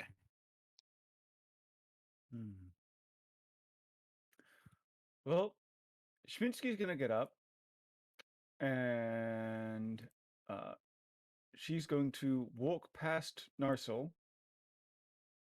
And she's gonna like, so are you and all those people in your head fine with this person sucking away all the magic from the earth forever? You see his eyes just rolling back and not roll back, and the whites of his eyes are just changing. The veins in the whites of his eyes are changing color as he's just muttering to himself in multiple voices. Right. Crazy psycho episode. Okay, that's cool. Okay, so she's gonna like nudge past. Okay, hold on. Whoa, motherfucker! The moment you even get right there between him and his brother, he just slaps down his staff, and all of a sudden you just move back 10 feet. No damage, no nothing. It's almost like the earth moves you. Don't get too close. Right. Your last warning. Hey, Locke, go hug your brother.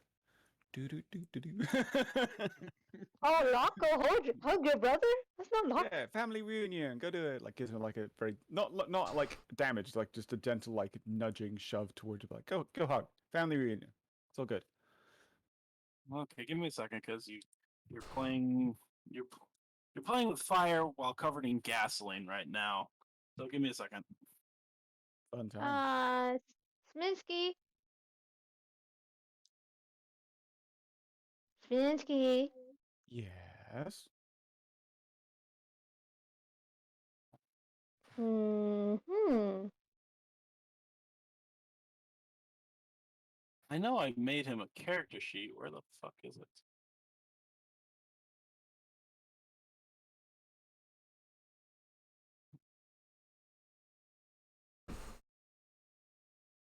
Give me a second.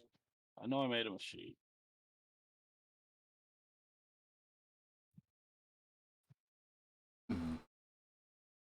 Oh, that's not it.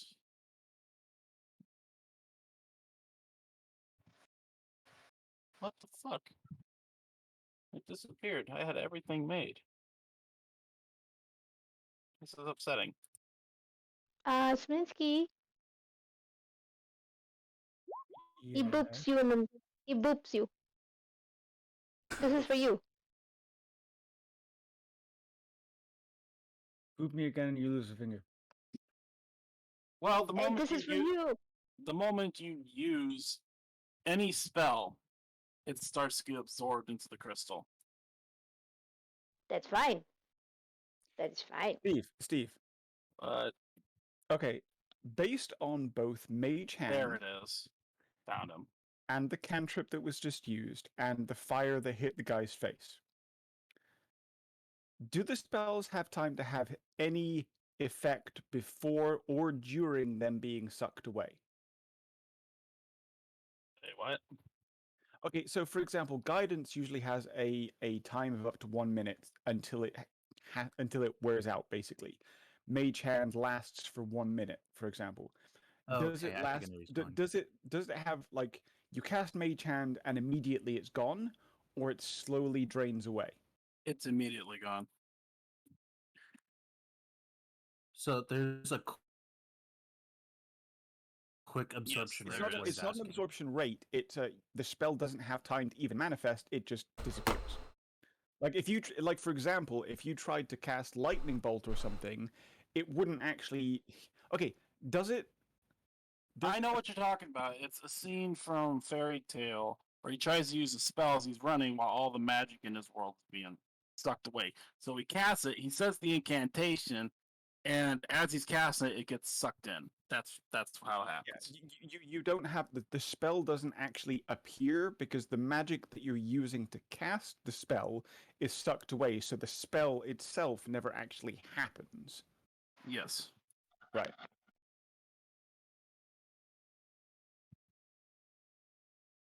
That's fine. That's what I needed to know. Yeah. So what was this playing with gasoline fire thing? Well, you keep trying to get closer to it, and he's about ready to start attacking because he notices you're not sneaking. You're not sneaking. Yeah, I'm aware. Schminsky wasn't trying to sneak. She's just like going up behind Locke and like go hug your brother. Family reunion. Good times. Yeah, he's basically being Schminsky. All right. So is that all you're doing, Schminsky? Because now it's For time now. for Locke. All right, Locke, Mirage, your turn. All right. Well, I have no idea what I'm doing, but I'm doing this. Or at least, me, the player, knows what I am doing. Locke, on the other hand, has no idea what the fuck I'm doing. Alright.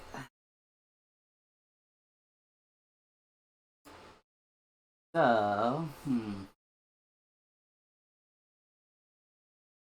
got an idea, but I have no idea if it's going to work. You know, I'm all yes. trust the dice. Yeah, that's what I'm doing. I'm using a key point for Step of the Wind. There's a reason for this. What Step of the Wind do again? Doubles my movement speed. Basically makes me faster than I should be.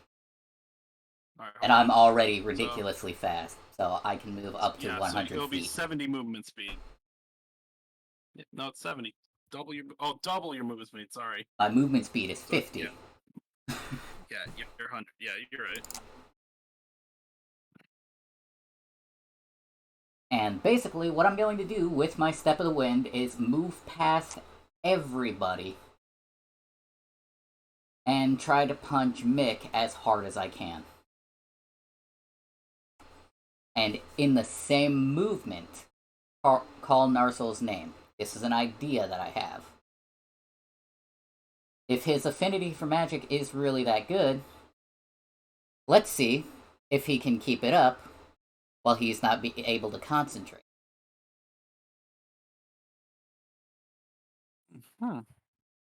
At least that's my reasoning. And literally, I did get this idea from that one Justice League movie where Batman messes with Hal Jordan for 5 minutes straight. You're gonna have fun. So I love what do you do? Batman messing with Green Lantern. All right, so do what you're gonna do. Yep. So he runs up as fast as humanly possible to Mick, and hopefully...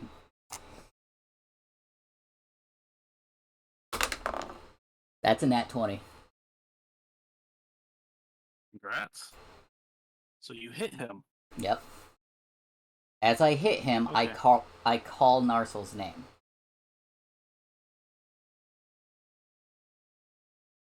And I did hit him with a nat 20, so... Just... Alright. Alright, the problem is, you're gonna get hit with lightning, as well as Mick. I know what I'm doing. Yes. So yeah. Narsil gets called, lightning hits you both, Yep.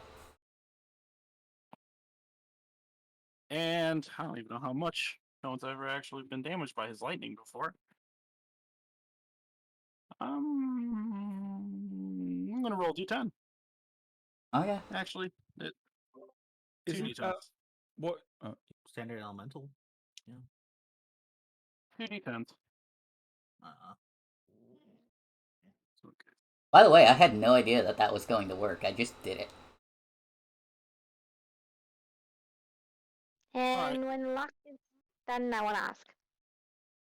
Alright, so you hit him, you summon Narsil, you both take 13 damage from Narsil's lightning. Let me write that down somewhere real quick. Just give me a hot second. That's fine. Just real quick. Because shit's about to hit the fan hard and quick. Because remember, he's special. He's immune to a lot of things, including the stone. Exactly. Alrighty. So, you both get hit. Mm-hmm. Is that all you're going to do? Yes, by the way, can I roll damage since that was a nat 20 on him? Yes. Okay. So that's... Well, you said nat 20s are max damage, so that's 13. Another 13. Okay. Give me a second.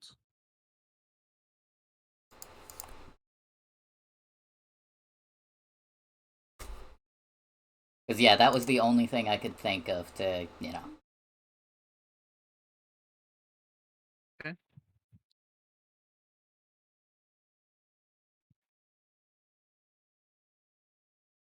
Alright. Is that all you're going to do? All I can think of at the moment, I already expended my key points, so I can't flurry of blows him. Good. Mimi! Nope, because here's what happens. The moment you hit him, he uses that spell. Hmm. I gotta see. Basically, he just stops time. Oh, God. I just stopped time on all of you. And unlike the Naga, he does have special abilities I've given him.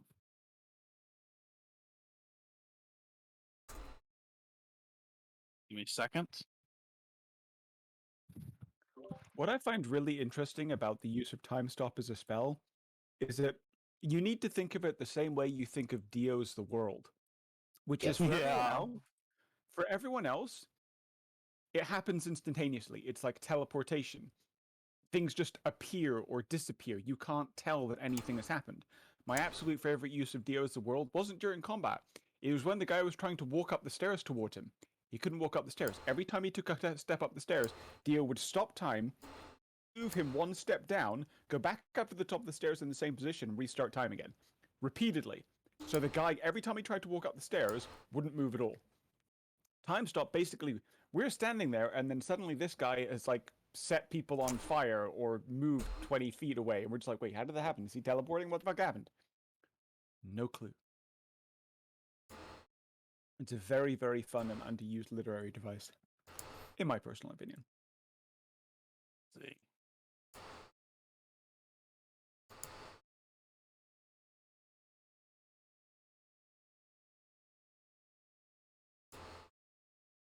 Hold on, time shouldn't affect Narsil though. It isn't, but he's kind of like stuck there. Yeah, he's kind of like Alien X at this point. He has too much shit going on in his brain for him to react. That is the most apt description I have heard of Narsil. Alright.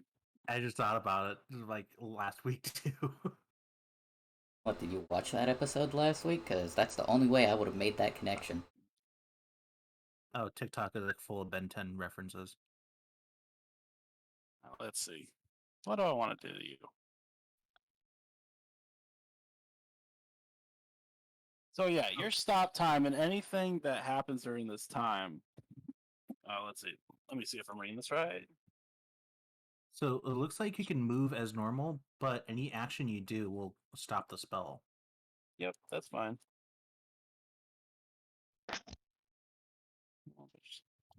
So I don't want to use that. I'm not trying to kill him.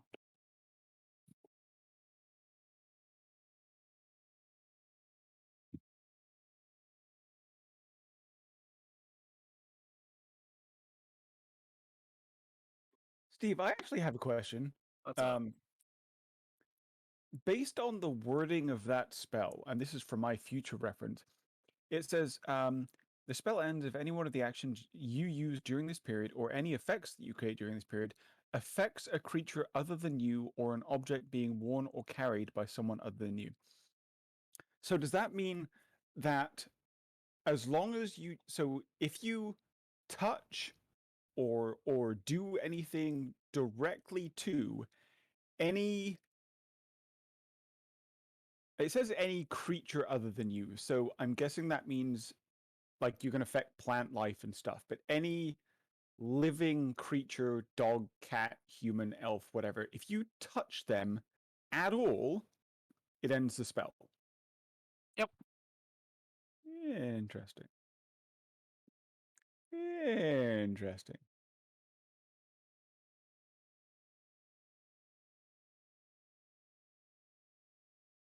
Alrighty. So what's going to happen is, yes, this is what's going to happen. He is going to touch lock. But the moment he does, he casts Dimension Door on lock. No! So yeah, he touches you right on your shoulder lock. All of a sudden, you see him, and then you just, a door opens, and you're in the Dimension Door. Thing about it is, you're 300 feet in the air falling. Oh, yay. So, falling. Let me know when I get close to the tree. Steve, have question. What's the question? You can also bring one willing creature of your size or smaller. Also, it includes you. It's not a teleportation. It's not a door open, you push something through. It's a you teleport and you can carry someone with you. All right, yeah, that's fine. Then he does that. 300 feet in the air. Did Locke agree to this? True, that's Locke true. didn't agree. Locke did not agree. But does it really matter if it just happens the moment time is put back in place? Yeah, because he still gets to save against the spell. Yep. right. That's the thing. It says you can carry one. It doesn't actually say anything about what happens if they're not willing. So I'm guessing as DM caveat for whether, because it specifically says they have to be willing. So can you forcibly dimension door anybody without them being willing if they get a save, or is that just outside the realm of the spell? That's a good question. Let's see. For future reference, you understand, in case an enemy decides to do this, and not certainly someone mischievous and small. Right. Yo! Minsky, It's just a question. It's theoretical, entirely. I know exactly what train of thought you're going to. Do you though? Do you Yes. really? Yes, I looked ahead of the map and saw the end of the line in your thought process. And no, you can't use that on us later in the game. I don't know if you're really thinking what I'm thinking though. I don't think you're following my train of thought. He's taking someone else. I can either do this. It can either be a strength contest because he's going to grab Locke and kind of just like shove him through with him. So it can either be a contested strength or his whatever versus my spell save DC. So I'll leave that to you. That's actually a good opportunity to get a reaction, I would believe, right? Oh, that's interesting. It does say the creature must be within 5 feet of you. So you don't have to touch them. They just have to be quote unquote within range of 5 feet and willing. So I guess depends on whether you say, okay, he opens a door and goes through it up to another open door as the spell is named, or if it's an actual teleportation spell that's just called Dimension Door. That's a good question. Like, is it the only way I'm visualizing this in my head? It's like the corridor of darkness from Kingdom Hearts. No, how I'm seeing it, I know not. No, I've never played all the Kingdom Hearts, but there's an anime called One Piece where it has a perfect representation in my head. There's a character in the show that ate a devil fruit power that was called the Door Dwarf. Basically, he opens a door, and it sounds like a door opening, and it enters from one space to another, and it could literally be anywhere. Are you okay? Has anyone seen the Dragon Ball Z third movie when they fought Janemba? I think so. No, I don't watch the new one. No, it's an old movie. But basically, it's Have you played Portal? Have you played Portal or Portal 2? Yeah, I know what you're talking about. Portal. I've seen that. Yeah, it's basically opening one spot from one destination in space to another. But in that game, isn't it like within a certain range? No, this one has 200 feet. No, you can and do in the second game shoot a portal onto the moon from Earth at the speed of light. Well, this one does have a 200. So basically, you're opening one door within that feetage, within that range, and dropping or moving through it. Yeah. Yes. So maybe like an acrobatics save. What is not acrobatics? If you're dodging out of the way of the door, it would be a dexterity save, maybe. All right, I'm back. Well, here's the thing. The door opened directly behind him. Well, so I activated the spell while time stop was still active. So door opened, then I touched him, spell ends of time stop, and then I just lightly push him through. I have a question. Technically, you could cast Dimension Door and then push him through, cast Dimension Door first and push him through. Because it's an instantaneous thing. So he'd just get the save the instant it happened. Probably disadvantage because there's no warning or way to react. That's what I was thinking. So, like I said, if it's an actual hold on, Rose. If it's an actual space in it, he'd need to do some sort of dexterity save to not go through the door. a strength save to resist being pushed, except they're both going through, so not sure how that works. Basically, I'm grabbing him and just going through with him. Because I got to go through it too, don't I? Yeah. Yeah, so yeah, I'm just like, so basically, time stop, activated the dimension door directly behind him. Again, time stop, still think, doesn't know what's going on. Then all of a sudden, I grab him, time stop ends, and we're through. I just lean forward with him through.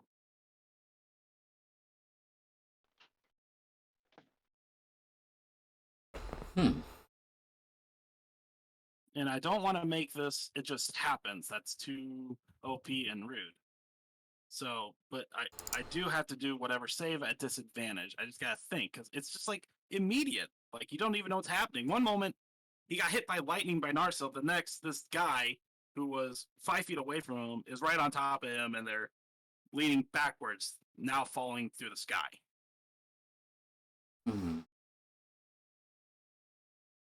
Because I made it work with the spells in tandem. Now I just gotta think of how to make it fair so it doesn't just like boom happen to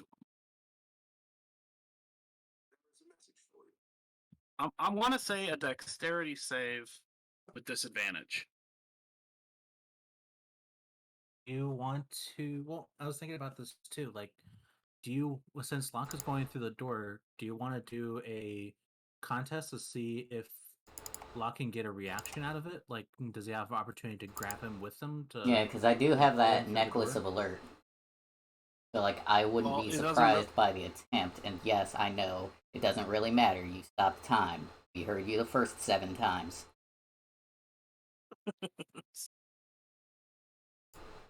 But I'm just pointing that out as an actual factor in everybody's reasoning as to me possibly getting a reaction. Yeah, you can't be surprised. Well, that's the thing. What does not being surprised entail? Like, does it entail sneak attack damage from a rogue? Or a trap? I think the magical amulet in this particular case would be kind of like a kind of spider sense where you don't get a warning before it happens, but as soon as it starts to happen, as soon as the time stop activates, you have an instant knowledge of what is happening to you and the way to avoid it. So you don't get any warning to act before it happens, but you do instantly know I'm being taken into a portal and push and I need to dodge. So your body reacts before even your brain goes, how do I do it? You just know it's like when you burn your hand on something hot, your body reacts to pull your hand away from the heat before you even know what the fuck's going on. So the necklace of alert would be like, you need to get out of the way of this portal, and your body would start to move before you had the chance to think about why you were moving. But again, Alex, I grab him and I'm pushing him with me. Yeah, so he doesn't know what's happening. Yeah, so it's not like his body reacts instantly anyway. All right, I think he's trying to say, like, as you're grabbing him. No, I have to grab him for the spell to stop. The spell doesn't say that you have to touch someone. It just says as soon as a spell or action that you take affects someone. So as soon as that, without time stop, you cast Dimension Door on someone within 5 feet without touching them, and they would start to go through the doorway. They would be pulled through it or whatever.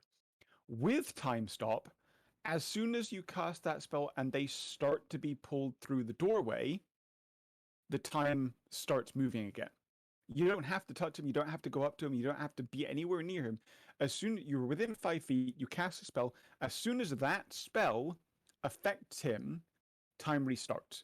But he'd already be falling through if that happens. No, it's because it's happening at the same time. There's very few things in D&D which say happen at the same time. A reaction is kind of similar, but basically, if he didn't have the Necklace of Alert, he would just like, as soon as it happens and he goes through it, he'd be like, wait, what is happening? What's going on?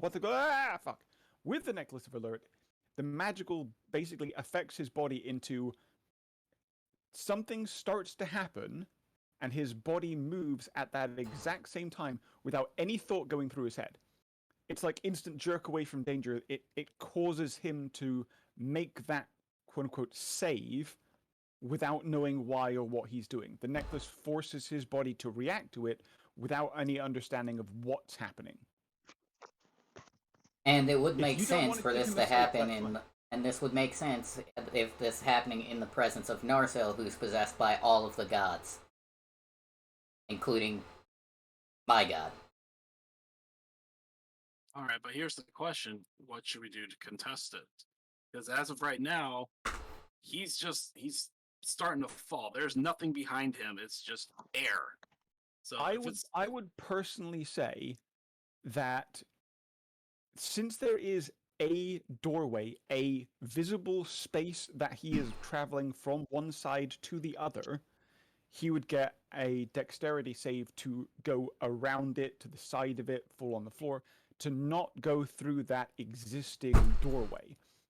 If it was something to resist the magic of the magic is pulling you through a teleportation doorway, then it would be a wisdom save or a charisma save or something.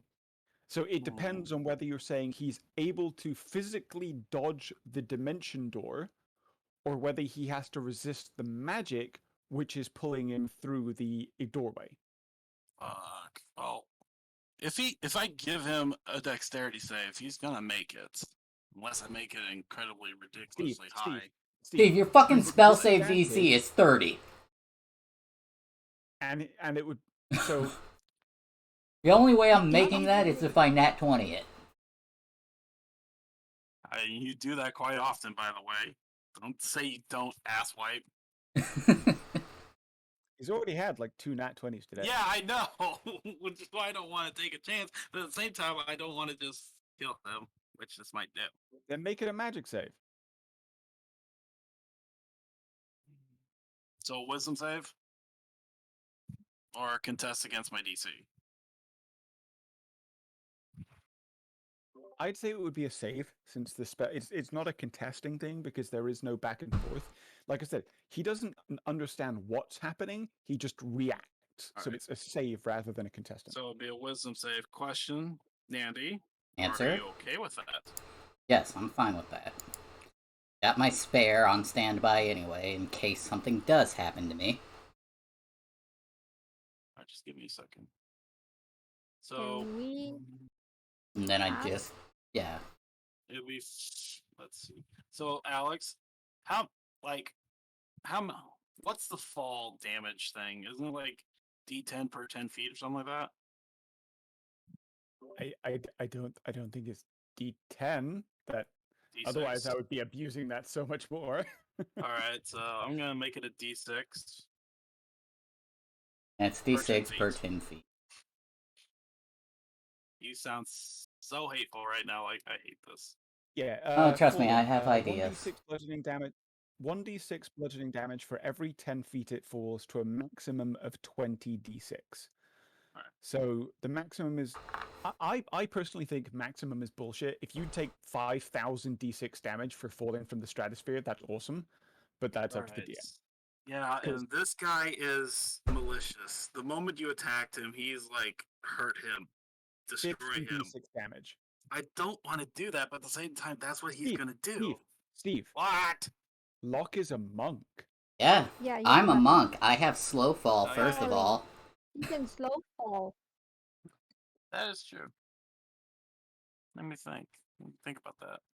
And the first thing to come out of my mouth... When you fall to reduce any falling damage you take by the amount equal to 5 times your monk level. Yep. Alright, well... Steve, may I ask a question? He's still going to take damage. He's still going to be hurt. I know. Just hold on. Yes, Mirage. Yes, what? Wow, this is happening. He makes a lovely door. Can I go to the stone? No, because it literally just happened. It's like everything. You don't even blink. He's just suddenly not there. Yeah. So all right. Yeah. There is no way to react to something that happens instantaneously. Yeah. So roll me a wisdom, and then I'll lower my DC because that's unfair. I do have it at 30 because he is a big bad. Steve, don't sugarcoat this. Okay, fine. I won't sugarcoat this. We can still revive people and restore health and all that other shit. Okay, let the bricks fall where they may. Steve took away our ability to revive. Yeah, I have not saved the dying. not from the dead. Yeah, just from the dead. You weren't here, because I just personally feel like revival of the dead seems a bit unfair. I mean, unless you can get a deity to do it. That's fine. Because imagine this: you die, you're dead, you're going to whatever pantheon you believe in. All of a sudden, you felt pain while you're alive, then you die. You're going to somewhere nice, happy, warm, cozy, whatever. All of a sudden, you get pulled back into my body, oh my broken leg, my arm's gone. Why? Steven, you can't be restored to life unless you're willing in the first place. That's true. Still, I believe only a deity should be able to do that. Also, massive damage only instantly kills you if you take damage past 0 hit points equal to your maximum hit points. So unless he takes, I don't know what the fuck hit points, unless he takes, after all the reductions, he takes, what is it, like 90 something? Yeah. What are your hit points? My hit point maximums right now is 80. 47. Oh, 80. Yeah. The maximum's 80. So unless he takes however much health he's got, plus an additional 80 hit points, you can still revive him. He still takes death saving throws. All right. Fuck it. Yes. Roll me a wisdom. Wisdom save. Yep.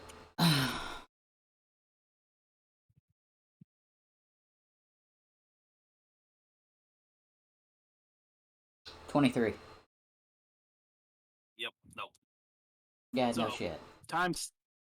God, you're so salty, and I don't blame you. You'd be pissed at me if this was if this situation was reversed. You can't tell me you wouldn't. It has happened to me before. Roll 50d6. Do it. Let's see. Yeah, I want to see the numbers. It was 200 feet, right? That's why. Feet. No, that doesn't say how far it can go. Range 500 feet. That's the maximum. Oh, yep. Okay, so 50d6. /R. Come on, fuck you, roll 20. Come on, fuck you, roll 20. God damn it. All right, so you guys just noticed. So you guys just notice Cade go up there, punch him, summon Narcissus right beside of him. They both get hit with lightning. Then all of a sudden, Locke just disappears. And the only one standing there is Meek. No, they both disappear. They both get that's right. Yeah, that's right. So both Meek and Locke are gone. Meek, yet somehow is just like slowly floating down as Locke is falling. And yes, you can use your slow fall. So what we okay, so we're like, he charges towards him, tackles him, lightning strikes, and then suddenly there's like a boop, and he's just gone. And like what and then suddenly here from above us we hear. So what's your level? 11, so 55. Okay. Now the question is, Stephen, how long does it take a player to fall 500 feet? I have been falling for 30 minutes! I'm going to say you guys don't notice anything for a while. So, Mirage, if you want to attempt to try and find this, if you want to attempt, yeah, he's just gone for at least, I'm going to say, 3 minutes real world time. Because I don't want to drag this out forever. Okay, start the clock. 3 minutes. Got it. So what do you want me to do? Whatever you guys want. Just give me a second. I want to put a dent in this thing, in the stone. Do it. Go ahead, try. All right. Minsky is gonna go up to the rock since nobody else is there and try and move it, like push it, roll it. Yeah, the moment you push your hands on it, you feel all your magic leave your body. How long are you holding on? Well, I mean, I didn't have many magic points anyway, so my magic is now at 0. Yeah. Yep. I mean, it depends. What's your magic points at? 7. 7. Roll me a D6.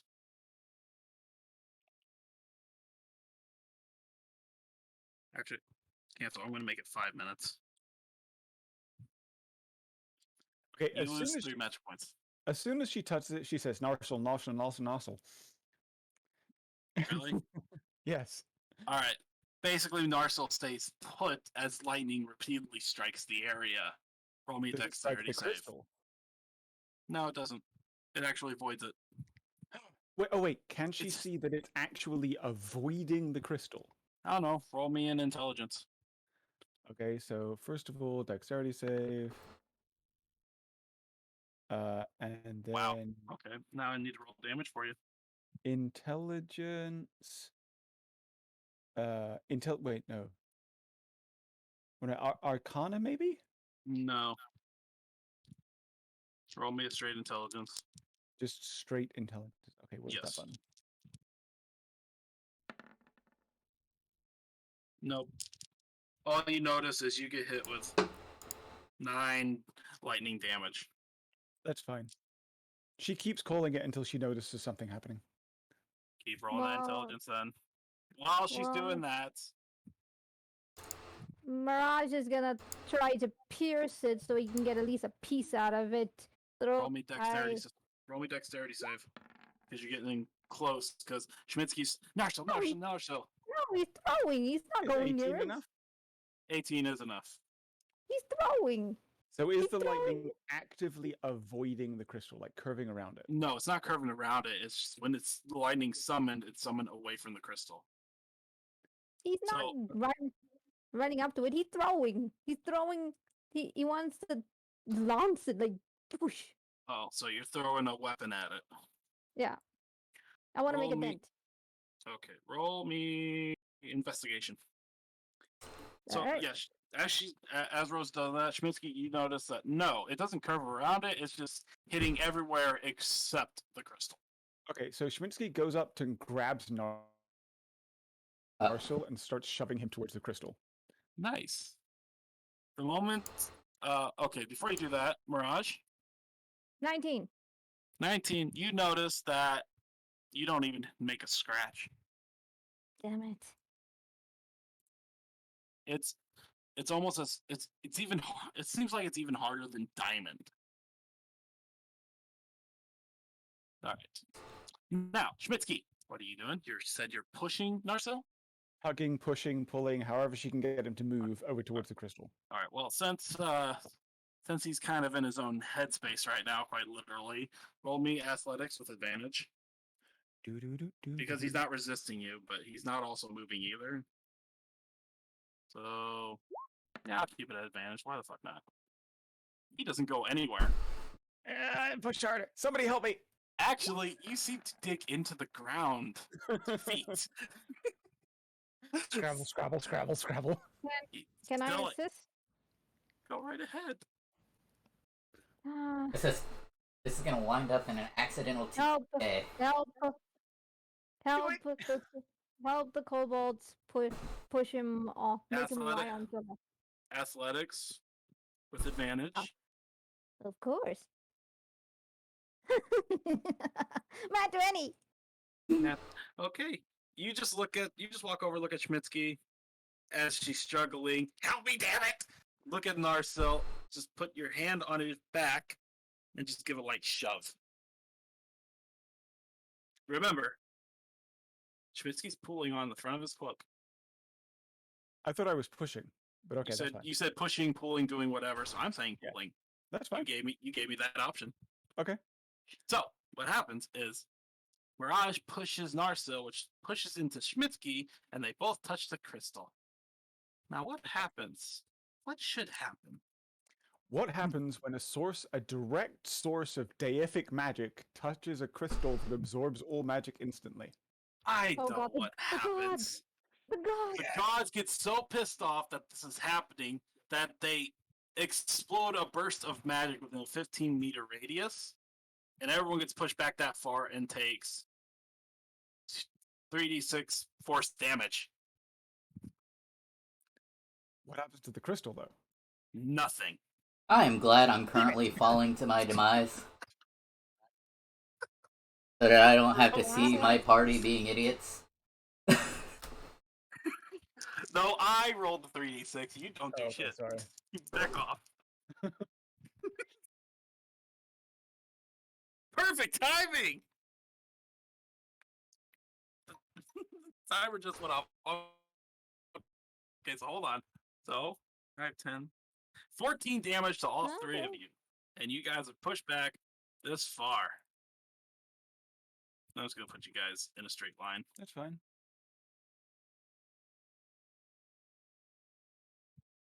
Narsil just kind of materializes right here. Not in lightning, just materializes. And you hear, dumbasses, quit being stupid, right as Locke hits the ground. Oh. I hope my mic picked that up, because I'm not doing that again. Yeah. I heard it. I heard it too. Sorry. Ouch. But I'm going to be super nice. He took, let's see, 172 minus 55.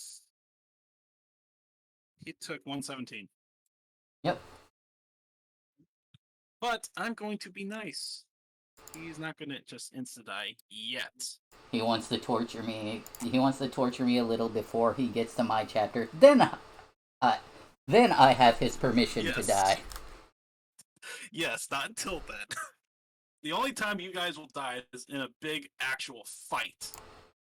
That's the only time I'm going to permit you to die. Until then, I'm torturing your characters. I mean, like a technically, with a magnifying glass on an anthill. I mean, technically, according to this, I am dead. Yes, but I'm not allowing that. Okay. You're just at 0 hit points. Okay. So, what does everyone do once you see poor Locke's dismangled body on the floor, just 10 feet away from you? After you guys got hit with 14 d-force damage. Our tank's down. Goes over and just like casts Stravinsky goes over and casts Spare the Dying on his body, so he's not making death saving throws. He's just stable and horrifically unconscious. He's gonna float down. That's what Meek is doing, just floating down. Lands on the ground exactly where he was before all that crap happened. He's like, I hope you won't be so foolish as to do something like that again. Oh, trust me, we will. I can't hear you. I'm asleep, you jackass. As you all say that, the stone stops to glow. Stops glowing. And that's my cue to leave. He snaps his fingers, and the stone disappears. Curses foiled again. I'll be seeing you all again. Looks to Cade. And my name is not Meek anymore, Cade. It's Salazar Kiln. And he just walks away. The moment he touches the brush, he kind of just like, you know how Mirage disappears? That's how he does. Cade's gonna like try to like do a flying lunge to try to grab him before he does. Yeah, it doesn't work. He's just gone. Yeah, just boom, right past him. All right, Thor. And now you guys can feel. Now you guys can feel all the magic is gone, just like in the cave.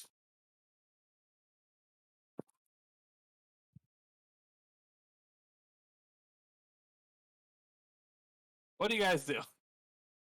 Okay, is first things first. You come here. You have a lot of explaining to do. We could. She's giving attitude to someone who's completely innocent. Awesome. The way that character is. There's a reason for that. Cade's You know. Cade's still on his all fours after trying to lunge and grab him before he got away. And he's just like sitting there motionless, just. Well, Schminsky's going to try and slap the poor broken body of Locke awake. Like, you missed everything. Yeah. Smack, smack, smack. You honestly hear just bones moving in his jaw as you slap him, because his jaw's broken. Okay, I'm gonna here we shoot. go. Cracks Knuckles. Wait, I have no magic left. Yeah, but Yeah. Well, Mirage is gonna forcefully grab him by the scruff of his hood and just drag him on. As soon as you put a hand on Cade, Cade's is literally gonna just like immediately turn around, grab your hands, like you don't touch me. Just very like eyes glowing and everything. Like he's super emotional right now. He's an angry celestial. Let's see, what does Solipsis say?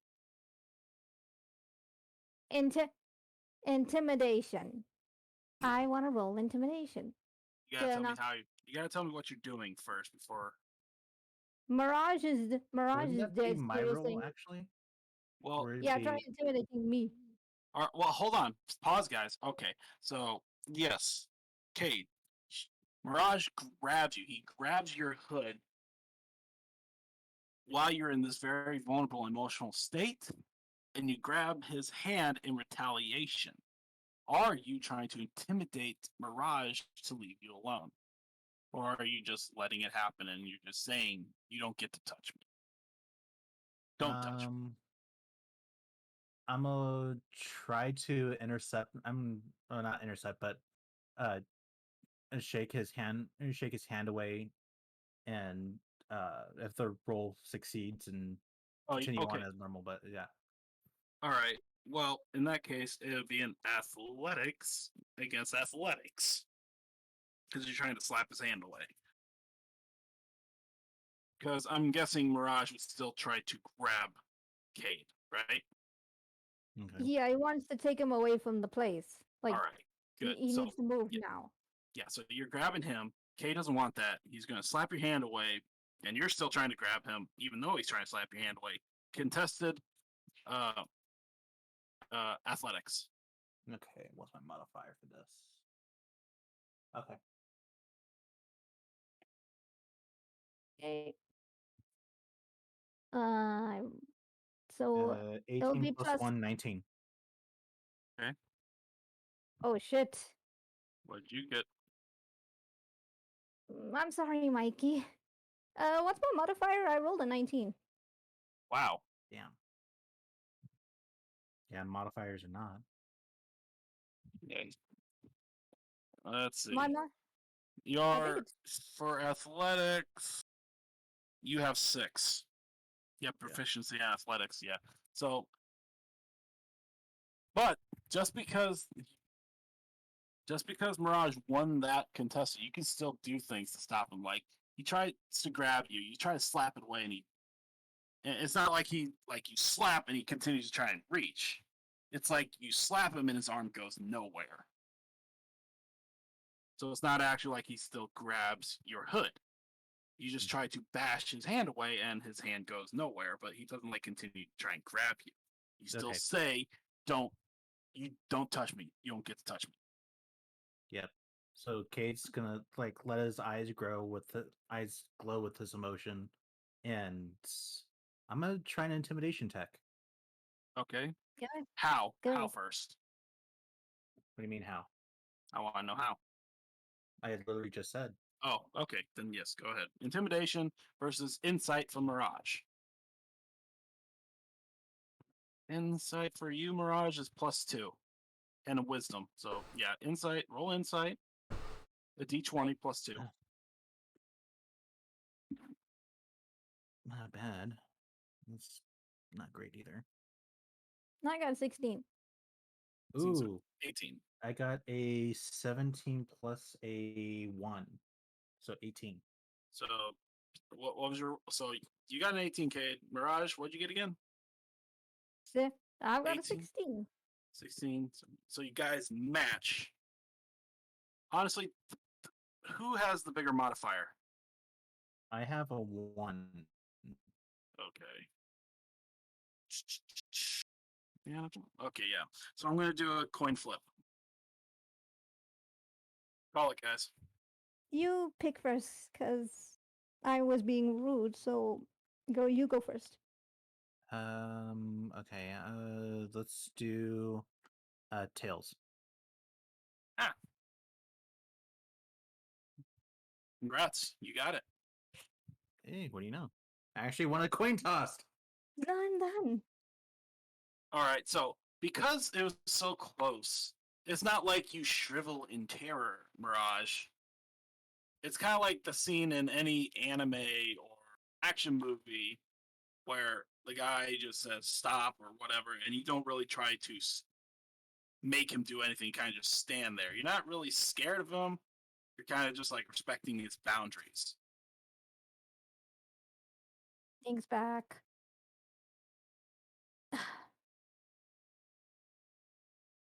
Doesn't say anything. And just walks away. Cade, what do you do? Cade is gonna have to take a couple minutes to kind of mull over everything that just happened in his head. That's a lot of emotional baggage to process. I know. I'm so happy with myself right now. All right. With a so, twist. Yep.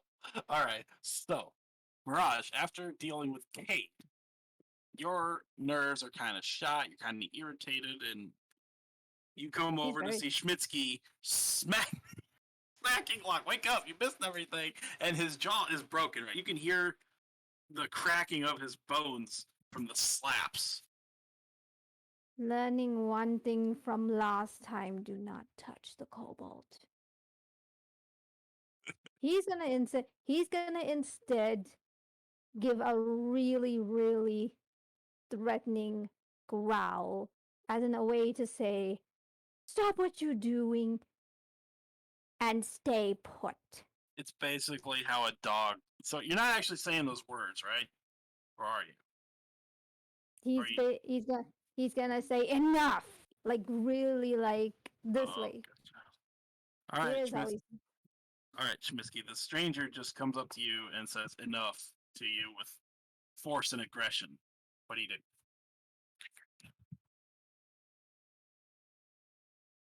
Alex is muted again. Alex!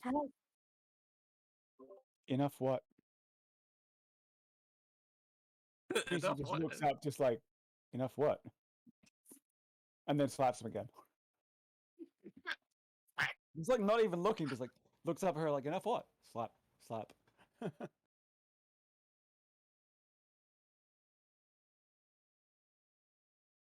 Kobold, what are you doing? Trying to wake up the cat. He's asleep. Yeah, wake up the cat who's probably almost every bone. Yeah, pretty much all of his bones are broken. You're trying to wake him up. The cat is comatose. Do you have any spells to heal him? Yes. Does one of them involve slapping? Kind of. Sometimes. Roll me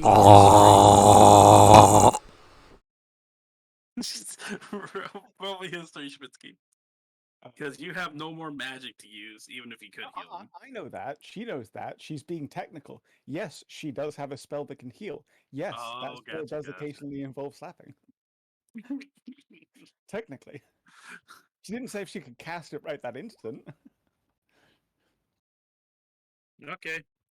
You have 5 hit points, Locke. I'm going to say your jaw relocates, but everything else doesn't, and you're conscious now. Oh, it worked. Schminsky is best doctor.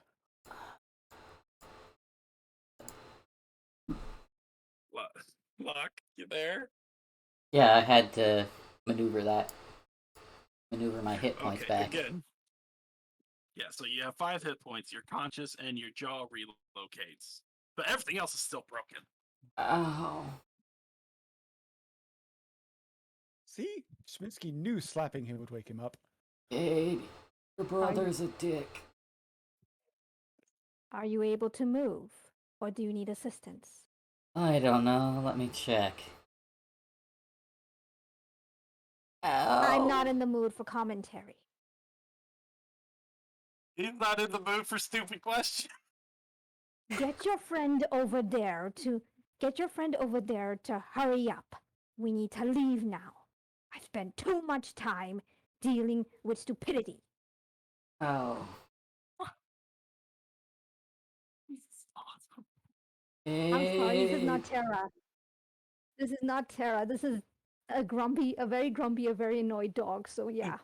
Kate, roll me perception. Hey. Watch. See if you hear Locke's weak voice. Oh, Schminsky has the best idea. Oh God. Schminsky gets up, goes back to her old hiding place, pulls out her giant cauldron on wheels. That hasn't been made yet, though. You No, asked. he put wheels on it, just like basic wheels on the bottom, didn't he? Yes, but you didn't take it with you, or at least you didn't state that. Yeah, I did. She always takes it everywhere. Why would she get wheels put on it and not take it with her? You You're didn't so say lucky coming my in perception's metal. high. I rolled a 10, but my modifier's a 9. 19. You hear him. Okay. Well, as much as I don't want to believe you, Alex, I will allow it. So you somehow, a tiny cobalt, managed to take a cauldron the size of your body, or the height of your body, on wheels. Did he or did he not put the little wheels on it? Yeah. Hold on. I don't actually remember. He put like they were second. shitty little wheels. It wasn't a good one because he had to do that later. Give me a Very second. begrudging. Sorry, Kate. I don't mean to be rude. I'm so sorry, but this is not Terra. My character's an ass. He doesn't know how to talk. No, that's This fine. boy. I know Mirage, so like this is just like full on role playing. Locke is sore. Sorry. Sorry, Oh. Alex. No. You did on the hold on. I think July 11th when we played.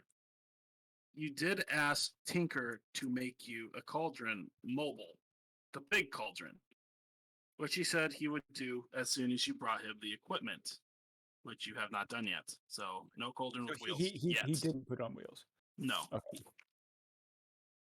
He gave you a list of stuff to get him so he can make it, but you have not done it yet. Okay, that's entirely my fault. All right then. Change of plan. Doodle doo. Doodle doo. Okay.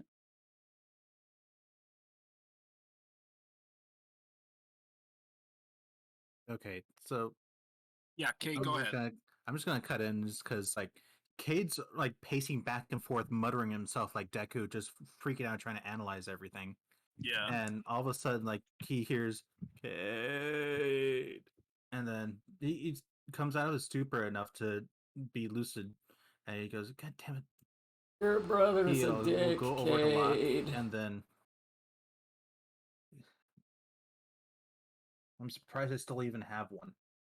And then Cade will burn the last of his spell slot to give you 2d8 with cure wounds. All right, roll those, Cade. Okay, so I'm gonna put this out here. Oh. So everybody can see. And 2d8 then plus your spellcasting ability modifier, which I believe is charisma. For cure wounds, I think that is wisdom. It Okay. depends Yeah, on the 'cause you're a ranger, spellcasting wisdom. class, yeah. Some of those groans of Alright, pain were real 2d8. groans of pain. My toothache came back. Spellcast. Oh hell. Spellcasting Yeah. modifier. Is that my spell attack bonus with? Yeah, it's 2d8 plus your modifiers, which is wisdom, so that would make it a 3. D8 plus 2d8 plus 3.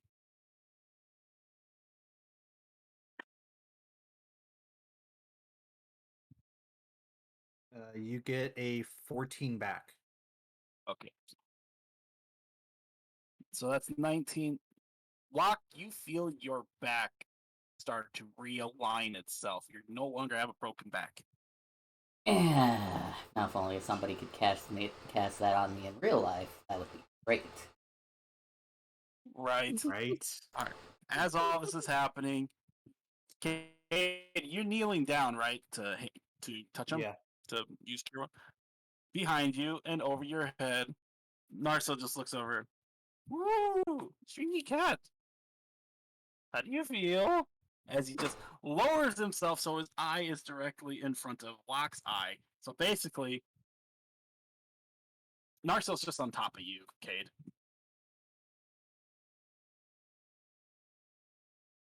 Narsil, I need you to take a couple feet back. Oh, no can do. I gotta look at this guy. The gods are very worried. They said, you're all stupid for trying to take on someone before your time. And then Cade... his particular god was rather impressed.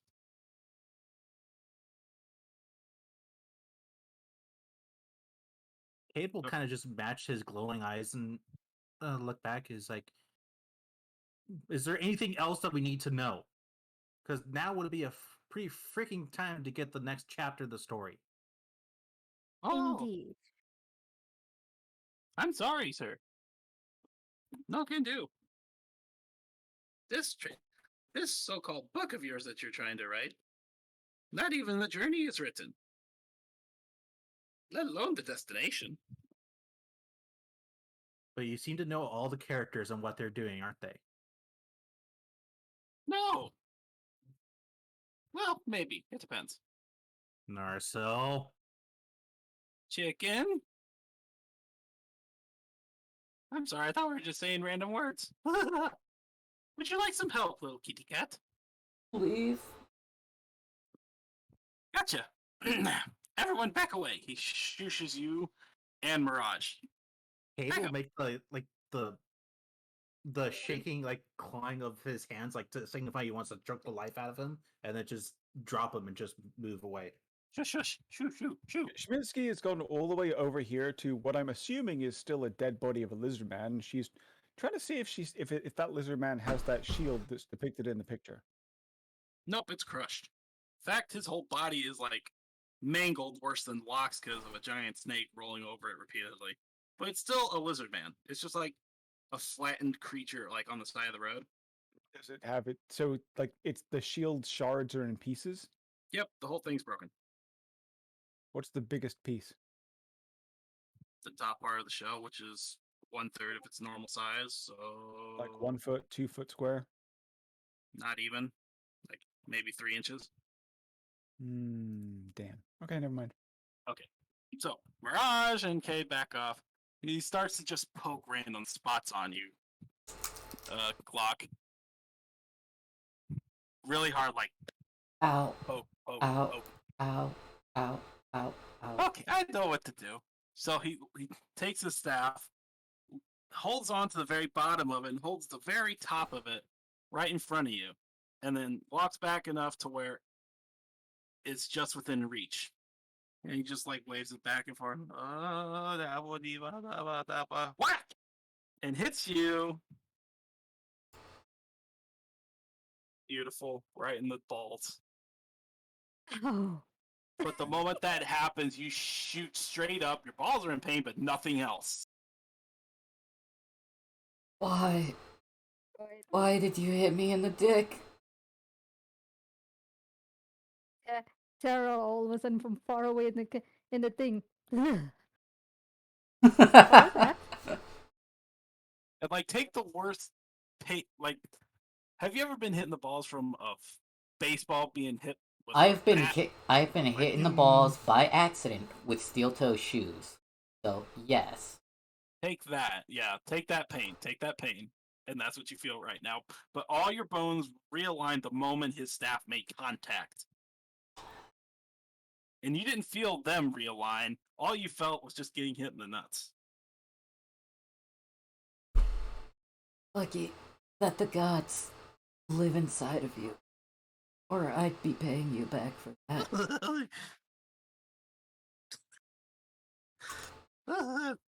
Yes. Who's next? Who needs help?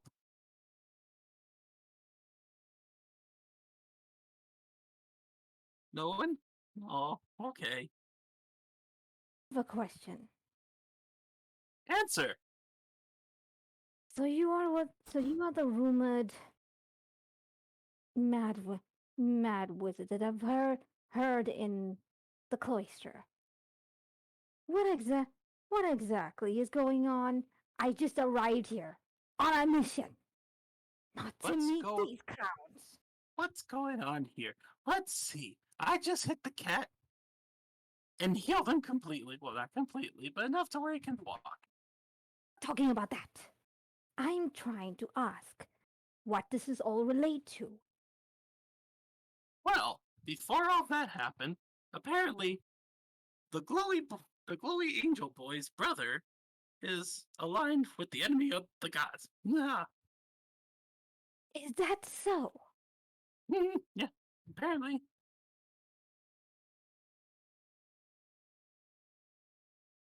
So does this mean that you three plus the elf have anything to do with this? Those three plus the elf. Who's the elf again?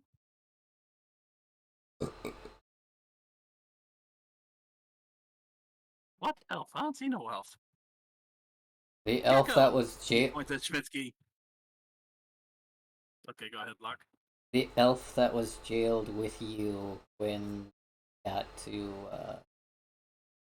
this continent. Memes, where's the meme? I want to put this GIF. I don't know. I only know what they let me know.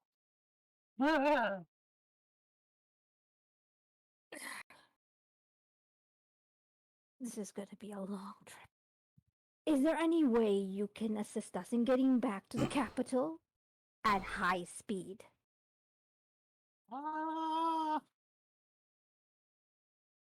He kind of like twists on his matted hair and then like pulls on it, and you see his eyes start to glow a different color. No, and he does it like 8 times, and you hear 8 different voices with different colors, all saying no. Sorry. Ah. If we are done with all this, let us get back to the capital. First things first, I need to report to the guild, and the body of the man over there needs to be returned back to the church. After that is done, I need to have a word with you. Body? He just walks past and have you ever seen Grown Ups, the Adam Sandler movie? Mm-hmm. You remember the scene where the old black grandma just like pushes his kid off the porch real quick to get to the porch swing? Yes. He just drops. That's what happens with Locke. Excuse me. Boom. Just shoves Locke real quick. I'm gonna have fun when it's my turn. I'm gonna love it too. I've literally wrote down everything you have done. Okay. Anyway, he's just poking with the bottom end of his staff, poking Keelik's body. Hey, do not disrespect him. He just like hovers over him and, oh, he's close to ascension, but still so far away. I'm so sorry. He worshipped 2 gods, almost like me. Ah! But if I could get the gods to agree on it, or if you ask the gods, perhaps I can save him. Ah! But you'll have to make a case. Hold on. You can save him? Of course I can. I can warp reality. But it's not my power. It's the gods' power. All 8 of them. Ah! He looks at Cade and Locke.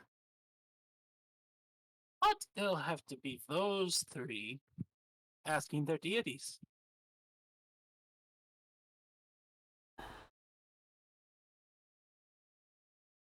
Since they're the champions of those gods.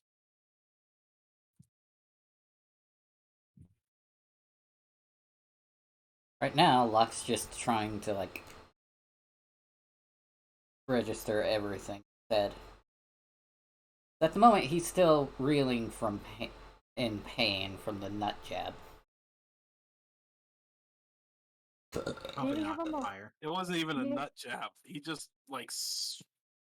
It was like that scene from Home Alone, where Marv hits Harry in the nuts or the chest with the crowbar, trying to get the spider.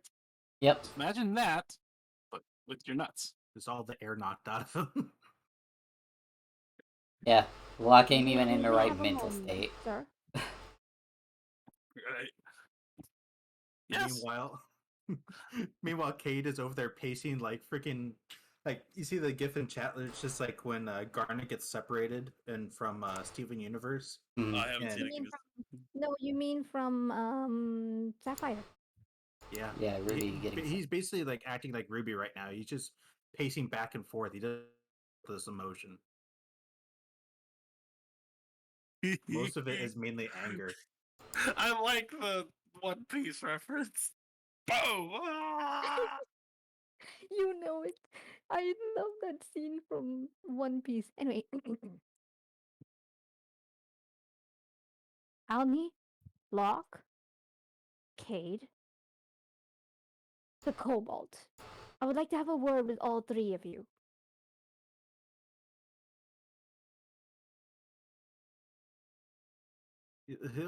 Cade will basically be compliant, but he'll be muttering himself to this entire time. He's kind of in the midst of a full blown panic attack.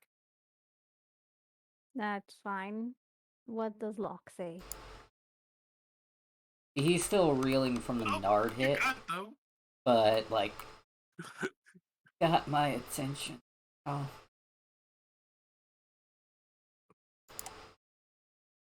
What does the Cobalt say? Cobalt's busy picking whatever it can out of a dead, flattened body. Which there isn't much of, by the way, if anything at all. All right, let's She start does with the what she more wants. person that's the more stable person. I am against resurrections. However, this man fought valiantly. What do you suggest?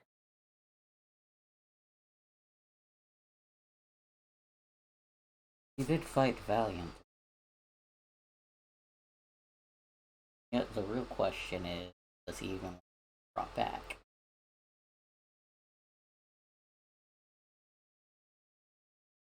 If any man of his kind would, but to be brought back to a plane such as this. Cade. Cade? He's still like muttering to himself. Like you can probably push him into any direction, but he's just like Deku just muttering to himself, just like going over everything in his head. Gonna Bakugo scream in your ear, but instead of saying Deku, I'm saying Cade.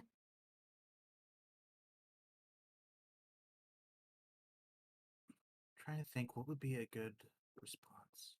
Okay. Cade just immediately just like a drop of a hat, just immediately just like shuts down. Like just immediately just kind of just goes completely emotionless. And then just looks at you.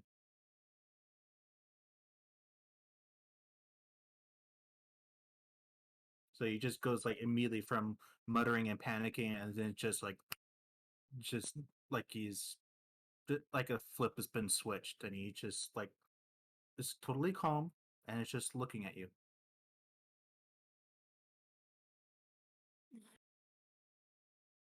I'm not gonna ask.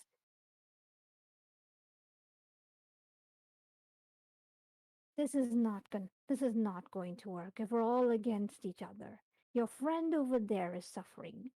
Your kobold friend I refuse to speak to. However, if we're not going to get anywhere, I am just going to suggest that we do not speak to the gods.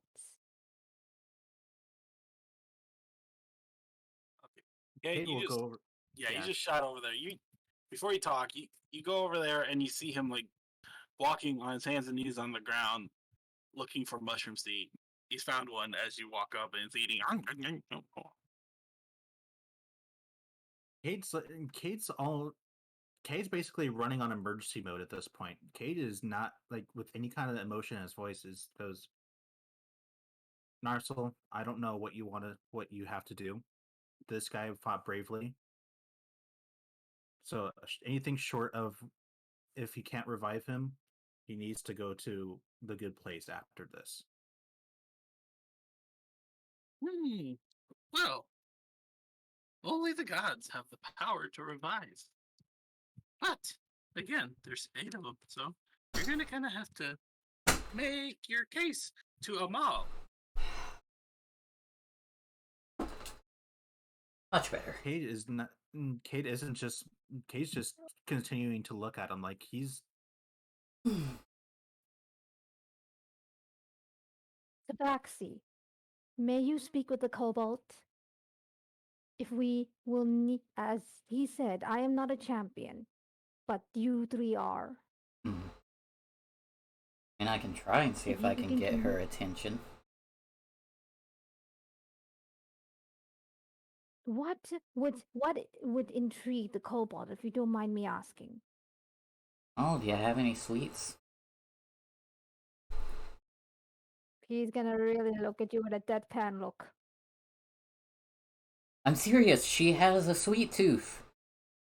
Though she will obsess and ask you if you ask you how you made them so that she can make them for herself. I have neither.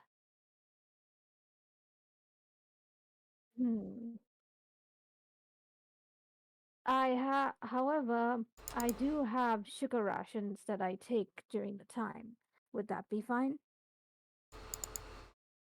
Like sugar cubes?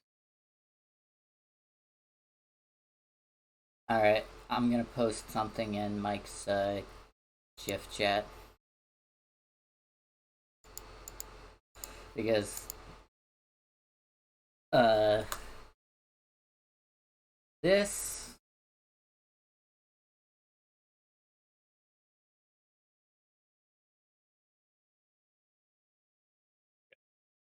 I just have to say, Mike, I'm loving the The the GIFs. shit that you're putting in the Discord.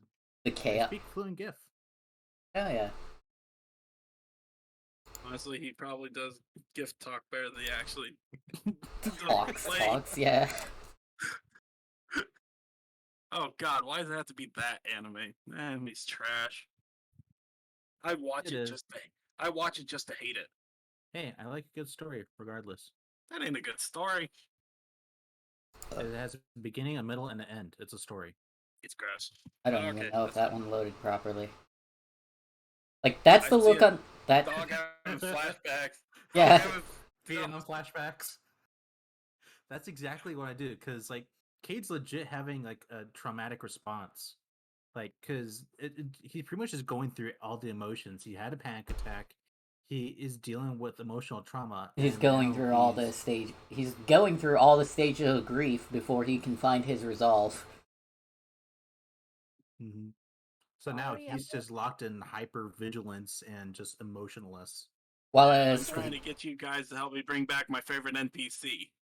Kate's still waiting for you to get them all on the line. Yeah, I know. I gotta wait for these two to start talking. We gotta try and get Schmitsky. Yeah, we gotta get Schmitsky on board. That's why me and Mirage are having this conversation. But I was finding this GIF specifically because this is the thought process of Locke right now. Because if we give him if we give Schmitsky pure sugar, we have no idea what she's going to do. So he's like, it might work, we've just gotta coerce her into it. He just gives you, here's what he's gonna do. Give you the sugar. No, what you guys need to do, and this is out of character, so you can't hear it. Your characters don't hear this. Sprinkle sugar on rocks. Schmitsky loves rocks. Schmitsky loves sugar. So sugar rocks. Idea. Well, here. Well, you just now gave me the idea to create fucking pop rocks in D&D. Hey, there you go. Well, anyway, this is what Mirage does. Gives you the sugar rations. Bye-bye. Your problem. Oh, Schminsky. Everything Schmitsky just grabs on the dead flattened lizard folk just falls apart. Is someone what? Minsky, I have a treat for trying to you. get a hold. Why does that sound so bad? Like you're enticing her into the back of your windowless van. Because no one in this group ever gives nice things to Schminsky. On the other hand, Schminsky wants nice things. So yes, what is the treat? So Schminsky was a lot. Clock is currently holding, and I'm just going to say a number, and if it sounds right, holding 3 sugar cubes in between each finger. I have a treat So for he's you. holding up 4. Yeah. Yeah, so he's holding up 4 fingers, and each of the knuckles is a sugar cube. Yep. Got it. Awesome. Like, I wanted to give you that visual for whatever reason. Rocks? Oh, these aren't just any rocks. These are candied rocks.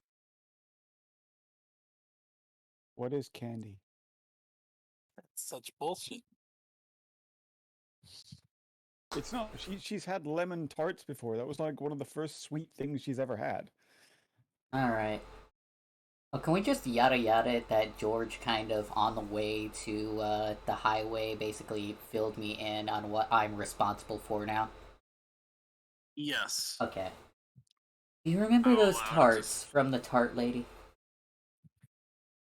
That you stalked? Delicious. It did not. No. Schminsky observed. You lose Right. her. That You lose her, man. That you observed. Yes. Anywho, that's what these are. However, we need your help. And with your help... Schminsky knows you're lying because those are not lemon tarts. No, you asked me what candy was. I was trying to explain to you that the lemon tart is similar to candy. So those rocks are like lemon tarts? Yes, they're sweet, like lemon tarts. But it's a rock. Give Schminsky one to try, then Schminsky will trust you. Alright. Give me a minute.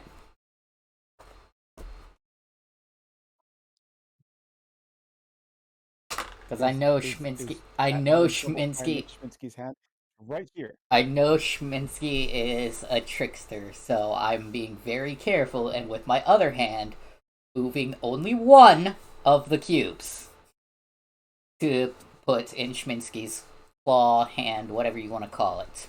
I'd call it a claw. Give. Yes, I give. Schminsky eats. It's like lemon tart, but without anything except the sweet. Yes. Okay, give more. On one condition. Need help bringing the nice churchman back to life.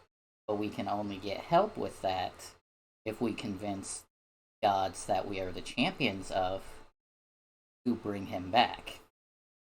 And then I will give what you... What does that have to do with all... I will give you all of the sugar tarts I can find. Okay, fine. What does that have to do with Schminsky? Schminsky is not a god. Yet. Yet. I hope that came on the microphone, because that hurt. You slapped yourself? Yeah, I facepalmed. Face slam. Yep, that's exactly what I did. It was literally just... That didn't pick up either, did it? Nope. Go ahead. The second one did. That was clapping. What does this have to do with Schminsky? We need the help of the deities that chose us to do this job that we now know that the guy that we're after is actually that one's brother. Blah, blah, blah. What does Schminsky need to do? Talk to your deity about bringing Helix, the guy on the ground, dead, with the broken-ass sword, back to life. That's all you need to do. Okay, where is this god that Schminsky needs to talk to? Inside the insane one. Oh, okay. Do. That was simple. Schminsky goes up to Narshal. I hate and being the party how tall dad is he? half the time. Awesome. He's like average height, like 5 something, right? Yeah, just about. Okay, so Schminsky like climbs on him literally, puts her mouth next to his ear, and goes, "Hey, God person, do the thing they're telling you to." Okay. Well, all of a sudden, his eyes turn purple with like black hue in it, and you hear Ravka. What are you talking about, you insolent little lizard? These people want things to happen to the dead person to not dead, so do that thing. And then she climbs off and goes back to Locke. Like, yeah, talk to him, sugar. Makes beckoning hands. She's Ravka. It's a female voice you hear through Narsil. Snaps the fingers of Narsil, and all of a sudden you're right back in front of her. Damn it! No! Walks back up to Locke again. Does No, it try again. again. This time, head first into the ground. Stands up slowly, dusts stuff off. Locke, come here and give candy. What? Now, I heard your plea. Revive this man. The Ravka then pushes the foot of Narsil on the face of Keelik. But what's in it for me? What's in it for you? Remember, I am. Schminsky gets candy. Well, sugar.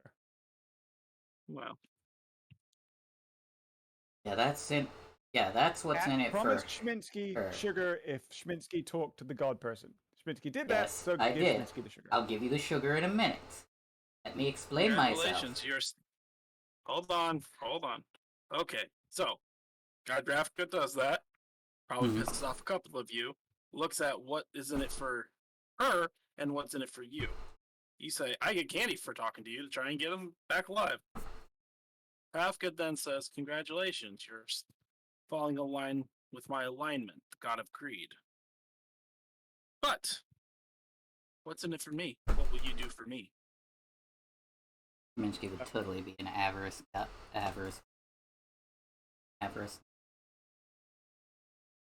Why does Schminsky have to do anything for you?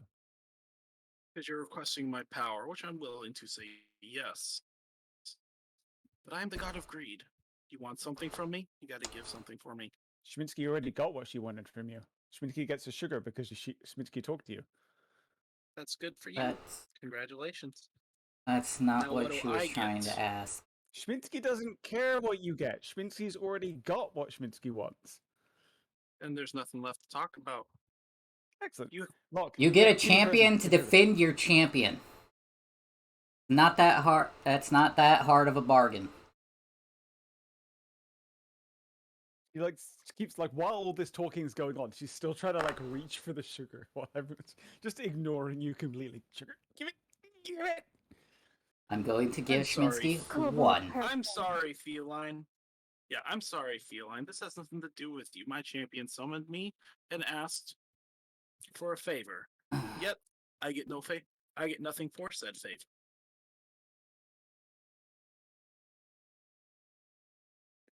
You already gave Schminsky what Schminsky wants. Schminsky doesn't care what happens after that. It's not Schminsky's problem. Then we're done here. And his eyes turn back to normal. Great. Now give sugar.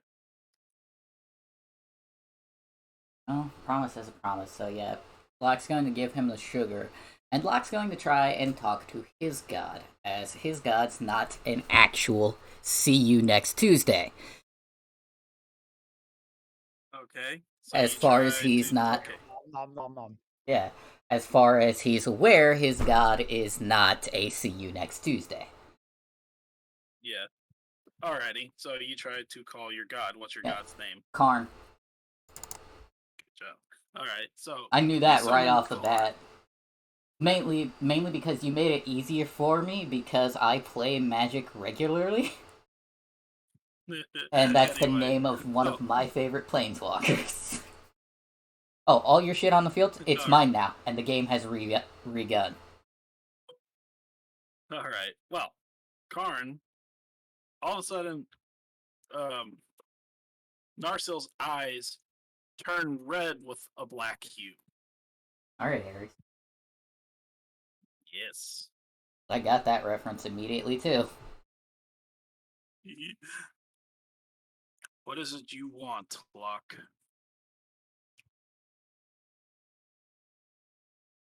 Well, this man this man nobly laid his life on the line to protect us, the gods' champion, in this ensuing battle against this giant naga that's currently a pile of ashes somewhere in that direction. I ask of you to bring him back. If it wasn't purpose? if it wasn't for him, I would be dead.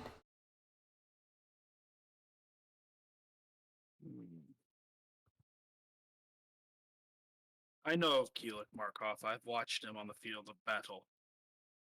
But that is not where his true strength lies in combat. His true strength lies in his ability to save and to forgive. And his true strength lies in his heart. He nods. And you have done well to live by my code of strength. So, you have my vote to bring him back alive. You still need at least 2 others. Because with a majority of the gods, we can all at least coerce the rest into agreeing with us. I see. It's gonna be a little hard for... what's the name of Sminchky's god? Ravka. It's gonna be a little hard Yes. to convince Ravka, especially considering her champion is a bit on the chaotic side. Ravka. No, Ravka is actually the easiest out of all of us. For Ravka, she is the goddess of greed. Give her something to get something. She's incredibly easy to coerce. If her champion can listen for more than 3 seconds, that's gonna be harder to do. She has the attention span of a goldfish. Yes, I was witnessing.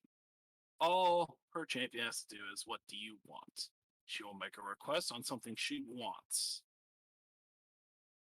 And then you'll have her vote. That's my one piece of wisdom for you. Good luck, my champion. I thank you, Karn. His eyes turn back to normal. You have won! I mean, that was the easiest way I could think of to actually do that without sounding like he was begging. Like, he was making a full-on, warrior's plea and all of that shit, and I'm pretty sure you could tell that's the direction I was trying to go with that. Yep. And now, Cade, your turn to talk.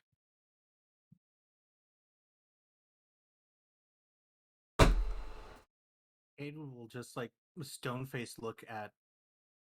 And he goes, bring her out. Bring who out? Bring her out. Amal. Amal's not a female. Is it? I thought it was. Nope. Amal's the god of labor. Oh. But yes. Just like before, his eyes turn not really gold, but kind of like gold brownish with a black hue around it.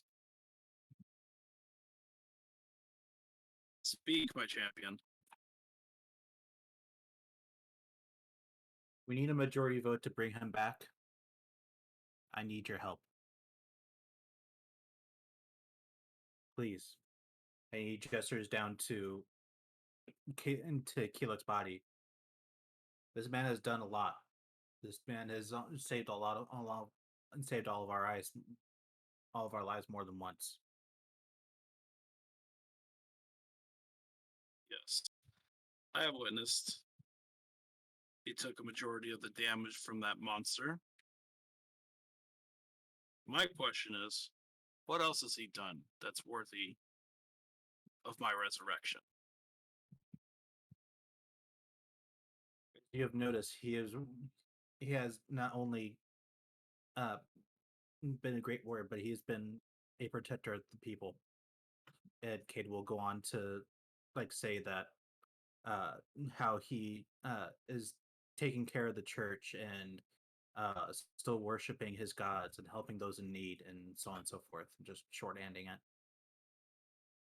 Thank you, fucking Mike. Thank you. I didn't want to hint at that, but thank you. You got it right off the bat. Okay.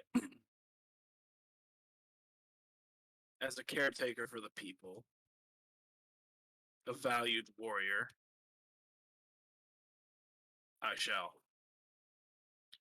You have my vote to resurrect him. You need one more god. Good luck, my champion. By the way, Mirage, you don't actually hear this. You hear Cade. You hear Cade and Locke talking to them. You heard Schmitzky talking to him, but you didn't hear the gods.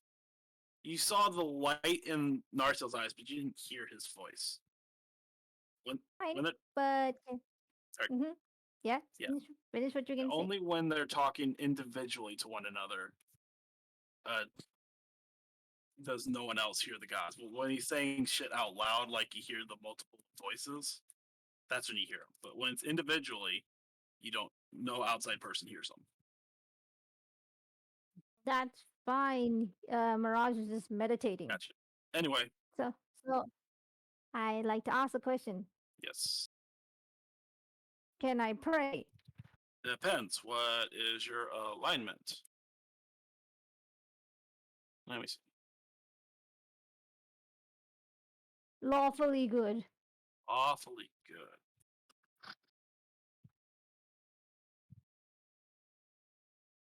Mirage is praying for guidance. He, in his mind, he's against resurrection, but he feels conflicted. So he's praying for guidance to understand and try to find meaning through his God as to whether this resurrection would be worthful. Right. I mean, he's not like, yeah. All right. Yeah, I'm trying to figure out. Yeah, lawful good. I'm trying to think. What does Mirage value most in a person? He values their determination, their will to protect others, to do something out of bounds. That'll have to either be Karn or Amal, which unfortunately they already talked to, and they already have the votes for. So you have how is Mirage normally to people? Like angry, aggressive, not very kind? Aggressive. He's not. He's unkind. As you saw, he lashed out at gotcha. Cade. Perfect. I got something. So you starting? You got an order or something? No, I got something better. I have. Actually, no. Because I want to see someone. Talk to him. So you think you're trying to pray to one of the 4 pillars. You're praying, please speak to me, I need assistance. And the one who answers, you close your eyes and you hear a very, very sinister voice. Yes, my child. Open your eyes. Just startled and will open his eyes, his ears perk up, and he looks around. Nope, because you're on your knees praying, your eyes were closed, and you open your eyes, and Narsil is directly in your face, and the color of his eyes is like hellish green with black hue. And he's grinning almost vindictively. Oh, I'm sorry. Were you expecting one of the pillars? I'm sorry. The way you act, the way you treat people is far more sinister. I am the one that listens to what's in your heart and how you act. Visinu, god of carnage. What can I do for you? Shut the fuck up. Mirage is just like he's just this very hostile. He's like a hostile dog, and he's just like glaring at him, claws out, and he's like, the god of carnage you are here to answer my prayers. Precisely, and you don't need this. As he reaches towards you, and just centimeters before your skin, he just grabs on to what looks like mist, which is your warding bond, and just like rips it apart. Kind of sounds like thin fabric, like a t-shirt being ripped away from you. It's armor. The warding bond? Mm-hmm. Yeah, it's not physical armor though. I know. So yeah, that's what you hear. It's just ripping fabric as he tears away your magic. Then he sits crisscross applesauce right in front of you and says, "So what can I do for you, spiteful person?"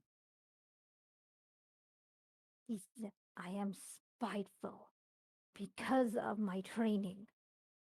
I only wish to instill order and prove my worthiness to my family as a last boy. Oh, I truly am. I don't mean to laugh, but whatever you try to do, wish to do, it's all in how you do it.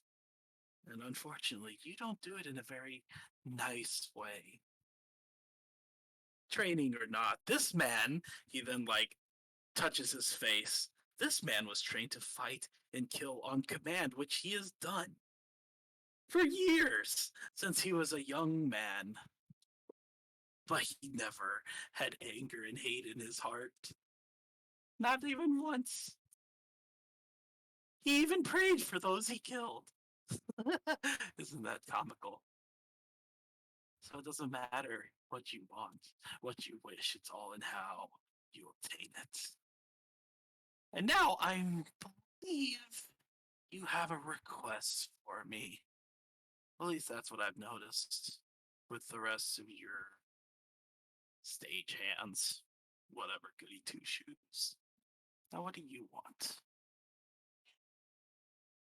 I wish I wish for this man to be revived so that the truth can come out. I don't care for the others, but this man has fought valiantly. He works for the church. And after this, I will have a word with the champion as to what is going on. Very, very confused. Truth of what? Champion of who? He he gestures out to Lockade and Sminsky. You call me an agent of chaos.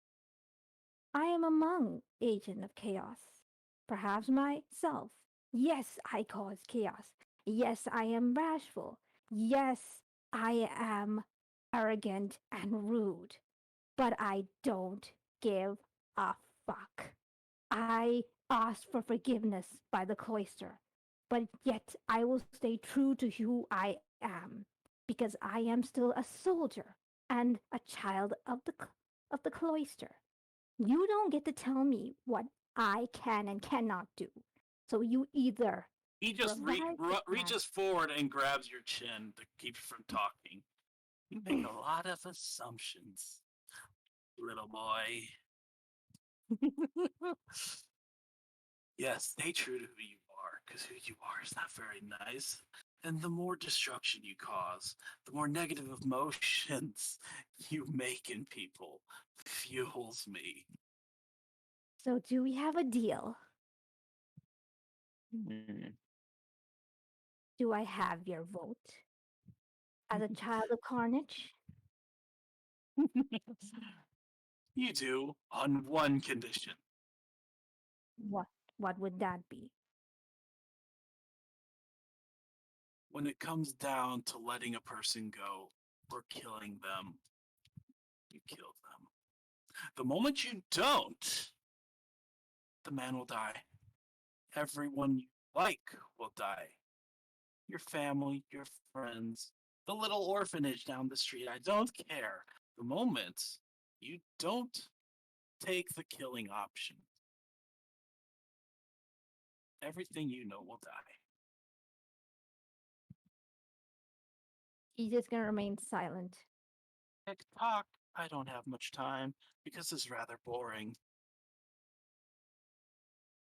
I'd ra- I'd rather die by my own hands. I'll take that I option too. He claps his hands, and all of a sudden, a knife falls to the ground. You either take that option or take the knife to your own throat right now, and I'll still revive him. I This guy is think evil. Oh, it's bluff. Call this bluff. I was getting big Hilarious to fucking think you think- Mephisto versus Wolverine vibes that entire conversation. Exactly. he just takes a knife, tosses it aside, pulls out his own claws, and holds it to his throat. You think I don't value a man's life, or you think I'm afraid of dying? Oh, I I know was you're not. I don't I mind was it at all. I was genetically modified. Yes, yes. Sad and terrible backstory. That matters very little to me.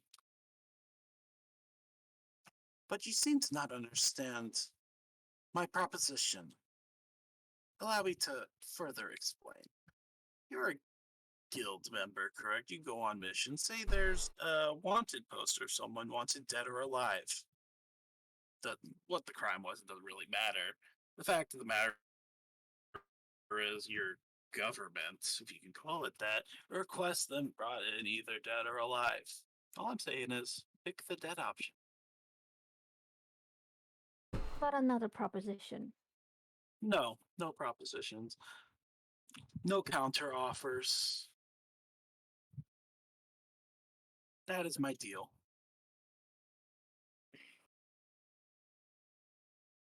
Like Mirage thinking like very hard. He's no he's not. I'm going to let you guys know right now, if you want to roll inside you can, but he is not bluffing.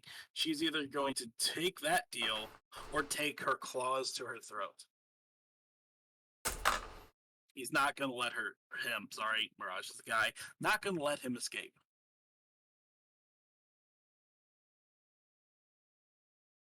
I'll take it. He then holds out his hand.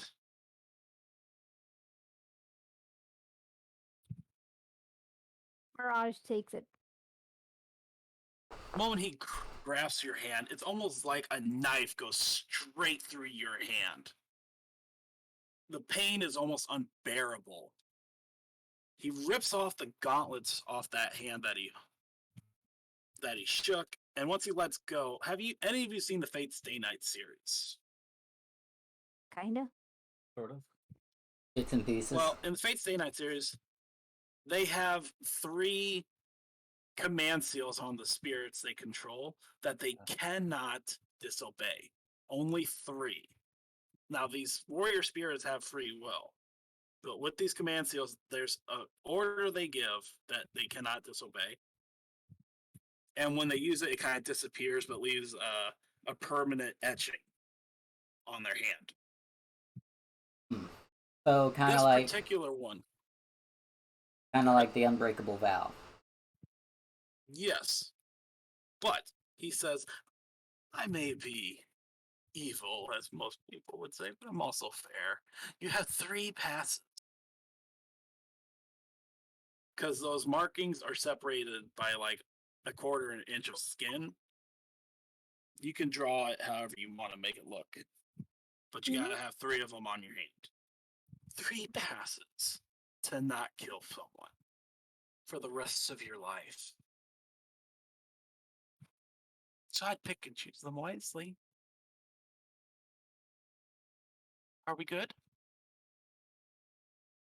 Transparently.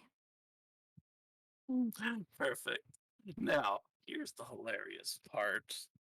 Because of the world and how it is, I actually have more power than most of the other gods.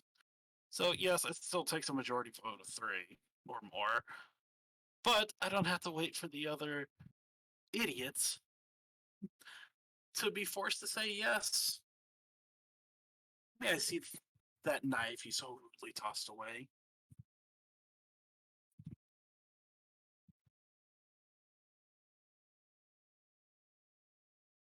He's holding out his hand. He wants the knife that you tossed. He's holding out his hand. I don't want to piss him off. He's gonna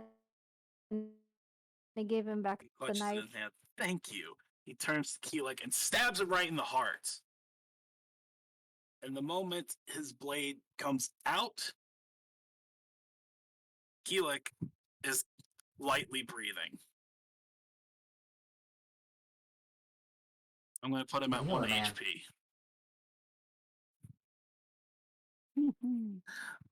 And then all of a sudden, the knife just disappears, turns into ash. This was fun. Looks at all of you. I hope I get to see you guys again.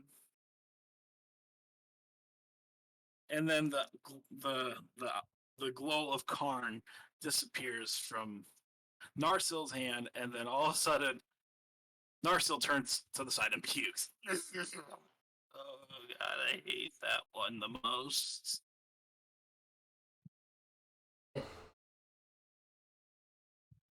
Mirage is just looking at his hand. I'm hungry.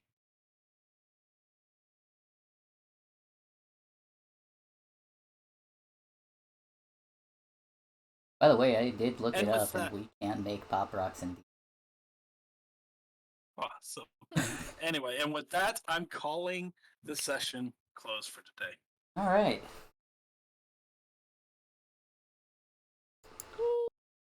The boats. Woo! That was fun. That was a tense scene. That was a tense scene too.